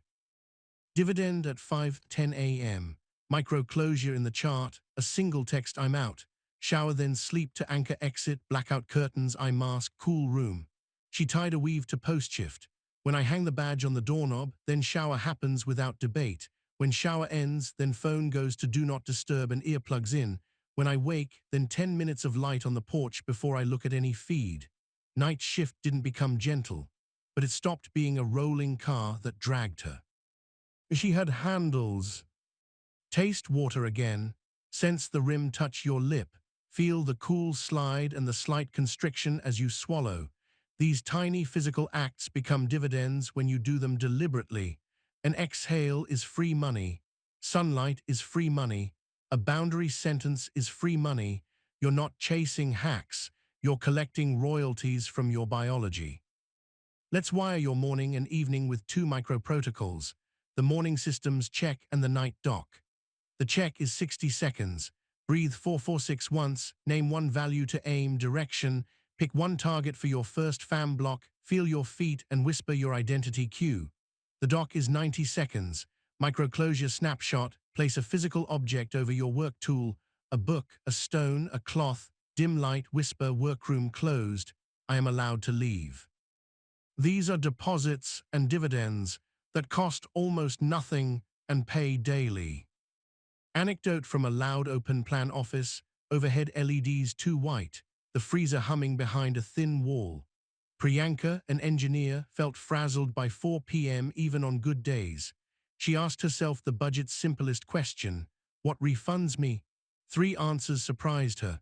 5 minutes of song with good headphones, 2 minutes of walking outside without the phone, and a single text to someone she loved that didn't ask for anything. She scheduled them as tiny deposits around the most demanding meeting. The room was still harsh. She was less flammable. That's the test, not bliss. Ignition point raised. Feel the backs of your hands cooling as air moves. Give your jaw a lazy side to side and notice how quickly your breath follows. Your vagus nerve eavesdrops on jaw tension, on shoulders, on exhale. Loosen one, the others listen. Some days you will overdraw. The chain repair rule still holds. Budget repair looks like this. You missed a deposit. Install a smaller one now and a better guardrail for tomorrow. A missed sleep window. Nap 20 minutes before 3 p.m., not after. Tonight, set your night dock 10 minutes earlier with the phone already charging out of reach. A derailed focus block. Run a 5-minute rescue. Stand, exhale long, pick a 1-sentence target, and drain 1 intrusive thought. Then move 1 inch. The tone is never scolding. It's accounting with compassion. Tie the weave to thresholds and objects. The mug becomes the signal for water before coffee. The doorframe becomes the cue to run your threshold ritual entering home and to set a weave. Shoes to the mat, phone on the shelf, eyes to the person, 1 curiosity question. Over weeks, the object steals the need for discipline. The mug does half your job. The shelf does the rest. A quiet domestic scene, a dim kitchen, evening hum, citrus from a just-peeled orange. Leela wanted to read more and doom scroll less. Her keystone was a lamp cue. When the lamp by the couch clicked on, her book had to already be there, and the phone had to already be on the kitchen shelf. She placed a fountain pen on top of the book. The weight and cool nib became a tactile promise. When she forgot, she didn't scold. She ran a 90-second weather rule for the itch and walked the phone back to the shelf. Weeks later, the lamp's click felt like a bell that called her to herself. The orange tasted like summer. Her breath went low without being told. Taste what's in your mouth now, even if it's only air. Notice how naming it settles you. That's the dividend of attention itself. Your RAS can be taught to bring you home with a single sip. You may fear that budgeting energy will make you rigid or self-absorbed. The opposite is true. A funded nervous system has surplus to give without tallying. A woven day frees you from constant micro-decisions that turn kindness brittle. The identity shift is subtle. You stop auditioning for the day and start directing it with a quiet hand. You are the awareness, not the emotion. Add this, you are the steward, not the storm. A short micro-drill to run this week, the 3-1 ledger at lunch. 3 tiny deposits you made before noon, sun on skin, 1 honest sentence, a slow exhale before send, 1 dividend you'll take after your next debit, closing the doc with a next line. Write them on paper. Handwriting slows the brain to a human pace. The pen scratches. The page receives. The nervous system believes. If you lead others, make the budget part of team design. Put deposits on the calendar with the same respect as deadlines. Walk-and talks, no meeting windows, deep work slots declared and defended. A shared ritual at the end of the week with micro-closures spoken aloud. Next week I start with X. The culture will stop admiring burnt matches and start admiring clean flames. 1 more scene, fluorescent and too cold. A data analyst named Jules faced quarterly crunch and the old habit of vanishing into spreadsheets until their eyes ached. They built a quarterly weave. Keystone, morning systems check with a values line, craft over speed. Threads, a 25-minute focus anchor matrix at 9:05, a 2-minute stretch with breath at 9:35, a micro closure at 11:58 regardless of almost done, lunch in actual daylight, and a care talk template ready for scope creep. Day 1 was clumsy. Day 5 felt like a conveyor belt they built to move the load without crushing the worker. At 6:10 p.m., they closed the lid, placed a small river stone on top, and whispered the sentence. The air tasted like freedom and dust, and something like lemon from someone's hand lotion. They walked home. Feel your spine stack, pelvis, lumbar, mid-back, shoulders, head, like coins finding a neat column. Let your gaze soften. Breathe 4-4-6 once and notice the belly rise on the inhale like a tide, fall on the exhale like a tide withdrawing, leaving wet gleam on sand. Sensory images are not decoration, they're glue. Before this chapter closes, choose 1 predictable debit tomorrow and write a 5-word deposit and a 5-word dividend. Keep it almost stupidly simple. Deposit, sunlight on skin, protein, breath. Dividend, snapshot, next line, click shut. Pair them with a when-then for your keystone. When the kettle clicks, then curtains open and face finds light. Place the words where your eyes will land. Your environment is your silent partner. write it into the contract. And because you are allowed to be a person, plan one joy as deposit, song, laughter, a bite that tastes like childhood, a text that says, "This made me think of you," with a picture of the sky at 5:42 p.m. Joy is not dessert. Joy is fuel. You are the awareness, not the emotion. You are the steward, not the storm. You fund before you spend. You harvest after you give. You weave small into strong. The world will keep asking. You will answer with a quiet, renewable yes where it matters and a clean no where it doesn't. That is what mastery feels like: ordinary, repeatable, kind. You funded your days, woven your inches, and practiced arriving rehearsed. Now we'll seal the work so it becomes who you are. Mastery isn't a single peak. It's a way you tie mornings to evenings and 1 year to the next. Today you'll learn the integration arc and the legacy loop, two final frameworks that bind your tools into a living operating system. The arc turns a week into a narrative with a beginning, middle, and end you can feel in your body. The loop carries that narrative forward so your life stops feeling like 12 separate chapters and starts reading like one coherent book. This isn't grand, it's granular and repeatable. The promise: stillness will stop being something you reach for and start being something that reaches for you. Close your eyes for a count of 4. Feel the cool triangle between your nose and upper lip on the inhale and the gentle warmth on the exhale. Notice the chair catching your weight, fabric writing a quiet topography into your thighs. Taste whatever faint residue lives on your tongue: coffee, mint, paper. Let your jaw unhook and your shoulders drop a centimeter. You've done this 100 times with me. The body learns the route home. The integration arc lives in that familiarity. It has 3 moments that cap every week: opening, orbit, and close. Opening is the 5-minute ceremony you run on Monday morning to declare the week's values and vessels. Orbit is the midweek recenter where you adjust without shame. Close is the Friday or Sunday seal that metabolizes experience and resets your nervous system to rest. Opening is simple and physical. You sit where you work. You breathe 4-4-6 twice. You write 3 lines longhand: "This week I belong to value. My vessels are 2 projects or relationships where that value gets to breathe.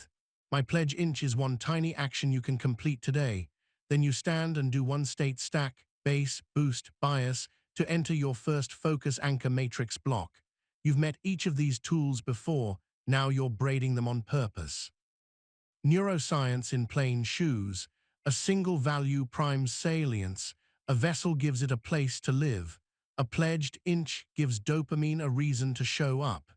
Your amygdala hears, "We are not improvising safety today, we're authoring it."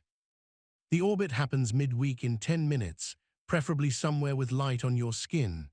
Wednesday at lunch, you run a quick 3-hour scan: review, rechoose, repair.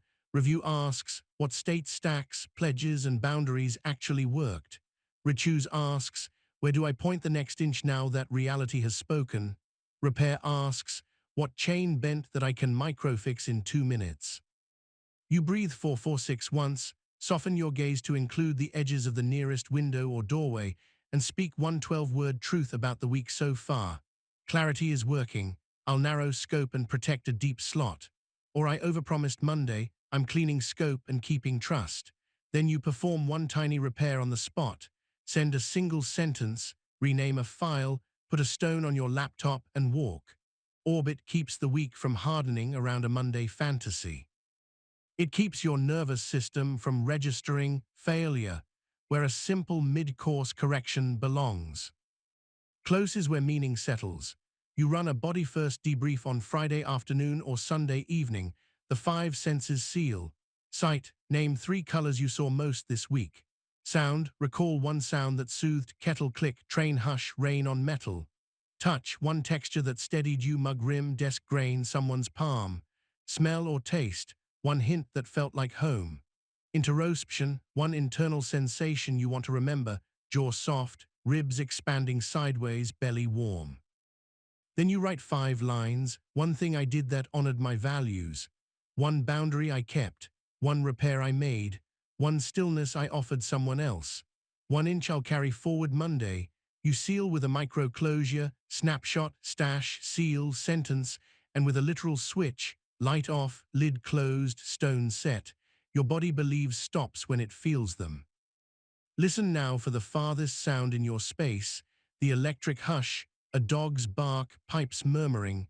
Let your shoulders hang on the hooks of your collarbones. Feel your tongue like a warm animal resting in its cave. These sensory beats don't decorate the arc, they anchor it. Without anchors, ritual becomes performance. With anchors, ritual becomes gravity. Let me show you the arc in a week that could have gone crooked. A marketer named Imani ran opening on a grey Monday with rain threading down the window. She wrote, "This week I belong to presence.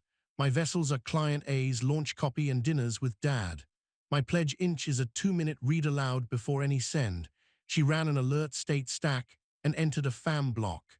By Wednesday noon, interruptions had nicked her focus, and she had a client message she wanted to dodge. Orbit, review read aloud works. Boundary compass week on Tuesday. Rechoose, protect 2-3:30 today, ask for criteria. Repair send a care request. Can we define strong by 3 examples at 2:45? She breathed under a skylight that wept light. Friday she closed with 5 senses. The soft felt of her desk mat under palms, the kettle's click, the cool scent when she cracked the window, the taste of apple slices after lunch, the low warmth in her chest when her dad laughed at a story she'd asked for with genuine curiosity. She wrote 5 lines, placed the stone, whispered workroom closed, I am allowed to leave. The week didn't sparkle, it stacked.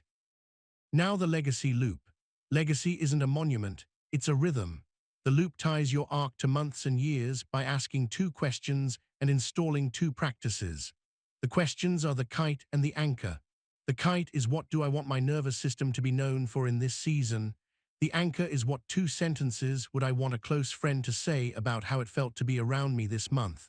You answer them in 6 lines, longhand, on the first Sunday of the month. Then you run 2 practices every week, the touchstone and the thread. The touchstone is one object you'll touch each opening and close, a stone, a pen, a key, that becomes the tactile memory of your intention. The thread is a single sentence you copy forward each week under your opening lines. It's the through line you refuse to drop. Here's the science without lab coats. Your hippocampus binds place, object, and meaning into episodic memory. When you pair a touchstone with a repeated line, you transform values from abstractions into embodied cues. Your reticular activating system starts to tag moments that match the thread because you keep bolding it with ink and skin. Over months, the thread shifts identity by evidence, not hope. Taste the faint metal of water or the ghost of citrus on your tongue. Rub your thumb along the edge of your desk until you find the micronick you didn't know was there. That's where memory hides, in tiny specifics. When you run the loop, you are teaching memory to serve you. An ordinary living room, 7:04 p.m., lamplight warm, a plant trying hard in a corner. A software lead named Gresh wrote his kite and anchor for the quarter. Kite, a nervous system known for steadiness under last-minute scope shifts. Anchor, he made rooms feel workable. He asked one useful question that lowered the heat. His touchstone was a brass coin from his grandfather. His thread, ask one question before I offer a fix. Mondays he breathed, wrote his opening, pressed the coin into his palm, and entered his focus anchor matrix. Wednesdays, in orbit, he checked whether the thread lived. Fridays, he sealed with the coin, heard the click of a lid, and whispered the sentence. In week 7, a product VP threw a grenade at his roadmap. Gresh felt the hot rise. His coin was in his pocket. He touched it, ran stop, and asked, which constraint matters most to you, timeline or risk? The room shifted from posturing to planning. He walked home with a tired body and a spine that held. Tired fades, spine stays. The loop expands beyond work. On a Sunday bench by a river that smelled like algae and sun-warmed wood, a nurse named Una answered her anchor for the month. She felt unhurried with me even when the clock wasn't kind. Her touchstone was a scrap of ribbon from her mother's sewing box. Her thread, enter with steady eyes.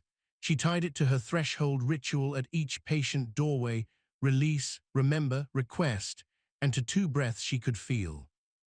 At month's end, a family wrote a note that said nothing about charts and everything about how they felt. The words matched her anchor line almost exactly, not magic, repetition. Notice your breath arriving cooler than it leaves. Notice the back of your neck lengthening when you picture someone you love. Feel the soft ache that proves love lives in tissue, not just in thoughts. Identity lives there too. The arc and the loop are how you write identity into your bones. Let's build your personal integration arc in 2 minutes. Close your eyes. Opening, whisper, "This week I belong to value," and feel the word land somewhere in your body. Is it a weight in your chest, a hum in your throat, a warmth under your sternum? Orbit. Picture Wednesday, light on your skin, window, doorway, tree, shadow, and speak one 12-word truth you might need. Close, picture the Friday click, the lid, the switch, the stone, and feel how your jaw softens when you let the week end. Now add your legacy loop. Kite, one nervous system trait you want known this season. Anchor, 2 sentences about how it feels to be around you. Touchstone, name the object at hand that will hold this. Coin, pen, ring, mug. Thread, a line you can copy forward without effort. Whisper it once. Feel the sentence in your mouth. That mouth is where the life you want meets air. Story time, quiet and precise. A teacher named Sora used to enter summers like a collapse and exit them like a scramble. She wrote her kite, a body that knows rest without guilt. Anchor, she arrived gentle and left rooms lighter. Touchstone, a smooth beach stone from a windy day. Thread, nothing to solve today. Opening each week, she wrote the 3 lines and put the stone in her pocket. Orbit on Wednesdays, she asked, "What am I solving that doesn't need solving?" Repair was often a 5-minute walk under a tree and a message to a friend that said simply, "Sky,'s ridiculous, wish you were here." Close on Sundays, she named a sensation she wanted to remember, how her calves felt after walking barefoot, how her jaw softened when she watched rain through the screen. In September, she entered school with a nervous system that remembered ease. She taught better, she scolded less. She cried once in a closet, and then ran the ladder and the chain repair rule, texted a colleague, and went back out with eyes that could meet scared 14-year-olds and not flinch. That's legacy, felt, not carved. Feel the rim of your cup, the micro snag where glaze meets clay. Hear the tiniest sound in your room. Smell any hint of air, dust, citrus, old paper. You're building a bank of retrieval cues you can find in the dark. On nights when anxiety tries to convince you that everything's falling, you will touch your stone or pen, whisper your thread, and feel your jaw remember. The body will lead the mind home. There's one more micro-practice for endings, the legacy letter. Once a month, you write a note from future you 6 months ahead to now you, 3 paragraphs in plain voice. Paragraph 1 names the rooms you're grateful you kept steady, work, home, body. Paragraph 2 names one tool you used more than any other and why it mattered. Paragraph 3 blesses 1 inch you're keeping. You end with a signature, keep the gate, I'll keep the sky. You put the letter where your eyes will land on a day you doubt. Future you isn't a fantasy, it's a rehearsal partner who already knows the path. You might worry that all this ritual will calcify you. It won't if you keep your dose honest and your sentences short. Rituals free you to improvise because the frame holds. Without a frame, improvisation is panic with a brave face. With a frame, improvisation is trust in motion. A last story, domestic and alive. A couple, Ale and Nor, had weathered a rough year, job loss, a parent's diagnosis, late rent and late apologies. They built an integration arc as a household. Monday opening at the table, 2 minutes. We belong to dignity this week. Our vessels are job search and dinners without screens. Our inch is 1 question each night. Wednesday, orbit on a walk. What's working? What's one repair? Friday, close under a lamp. 5 senses seal, 1 line each. Their legacy loop was shared too. Kite, a home known for steady eyes. Anchor, they spoke cleanly and touched often. Touchstone, a bowl by the door full of small stones picked on cheap afternoons at the river. Thread, be curious, not correct. There were still hard nights and doors closed too loud, but there was a bowl, and fingers learned to reach for it. Their nervous systems learned the sound of the stone's soft clack as their palms opened. Feel your heels on the floor. Spread your toes inside your shoes or on the carpet. Let your breath slow until you can feel the ribs expand at the sides like a bellows. Whisper the identity cue that has been the spine of this whole journey. I am the awareness, not the emotion. Add the final turn. I am the person who lives a stillness I can share, because this was never only about your comfort. It was about becoming the kind of presence that steadies rooms, protects attention, loves with aim, and tells the truth at half speed. Before we end, write your thread for the next 7 days on a small card. Put it where your eyes will land at the first threshold that matters. Choose a touchstone, coin, pen, ribbon, ring, and let it hold your kite and anchor. Plan your opening for the next Monday, your orbit for Wednesday light, your close for Friday's click. Schedule one legacy letter for a quiet evening. And tonight, run the 5 senses seal for this entire book. A color you'll remember from reading, a sound that met you when you paused, a texture your fingers found while you breathed, a taste that carried you through, a sensation in your chest when you whispered the line. Seal the room with one click. Teach the door to hold your work for you until you open it next. The world will keep its weather. You will keep your helm. When storms rise, you will feel the chair in the sanctuary room waiting.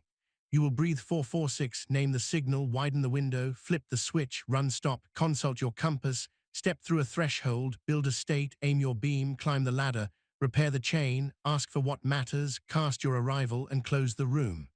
You will do it quietly, often without witnesses, always with your hands soft on the wheel.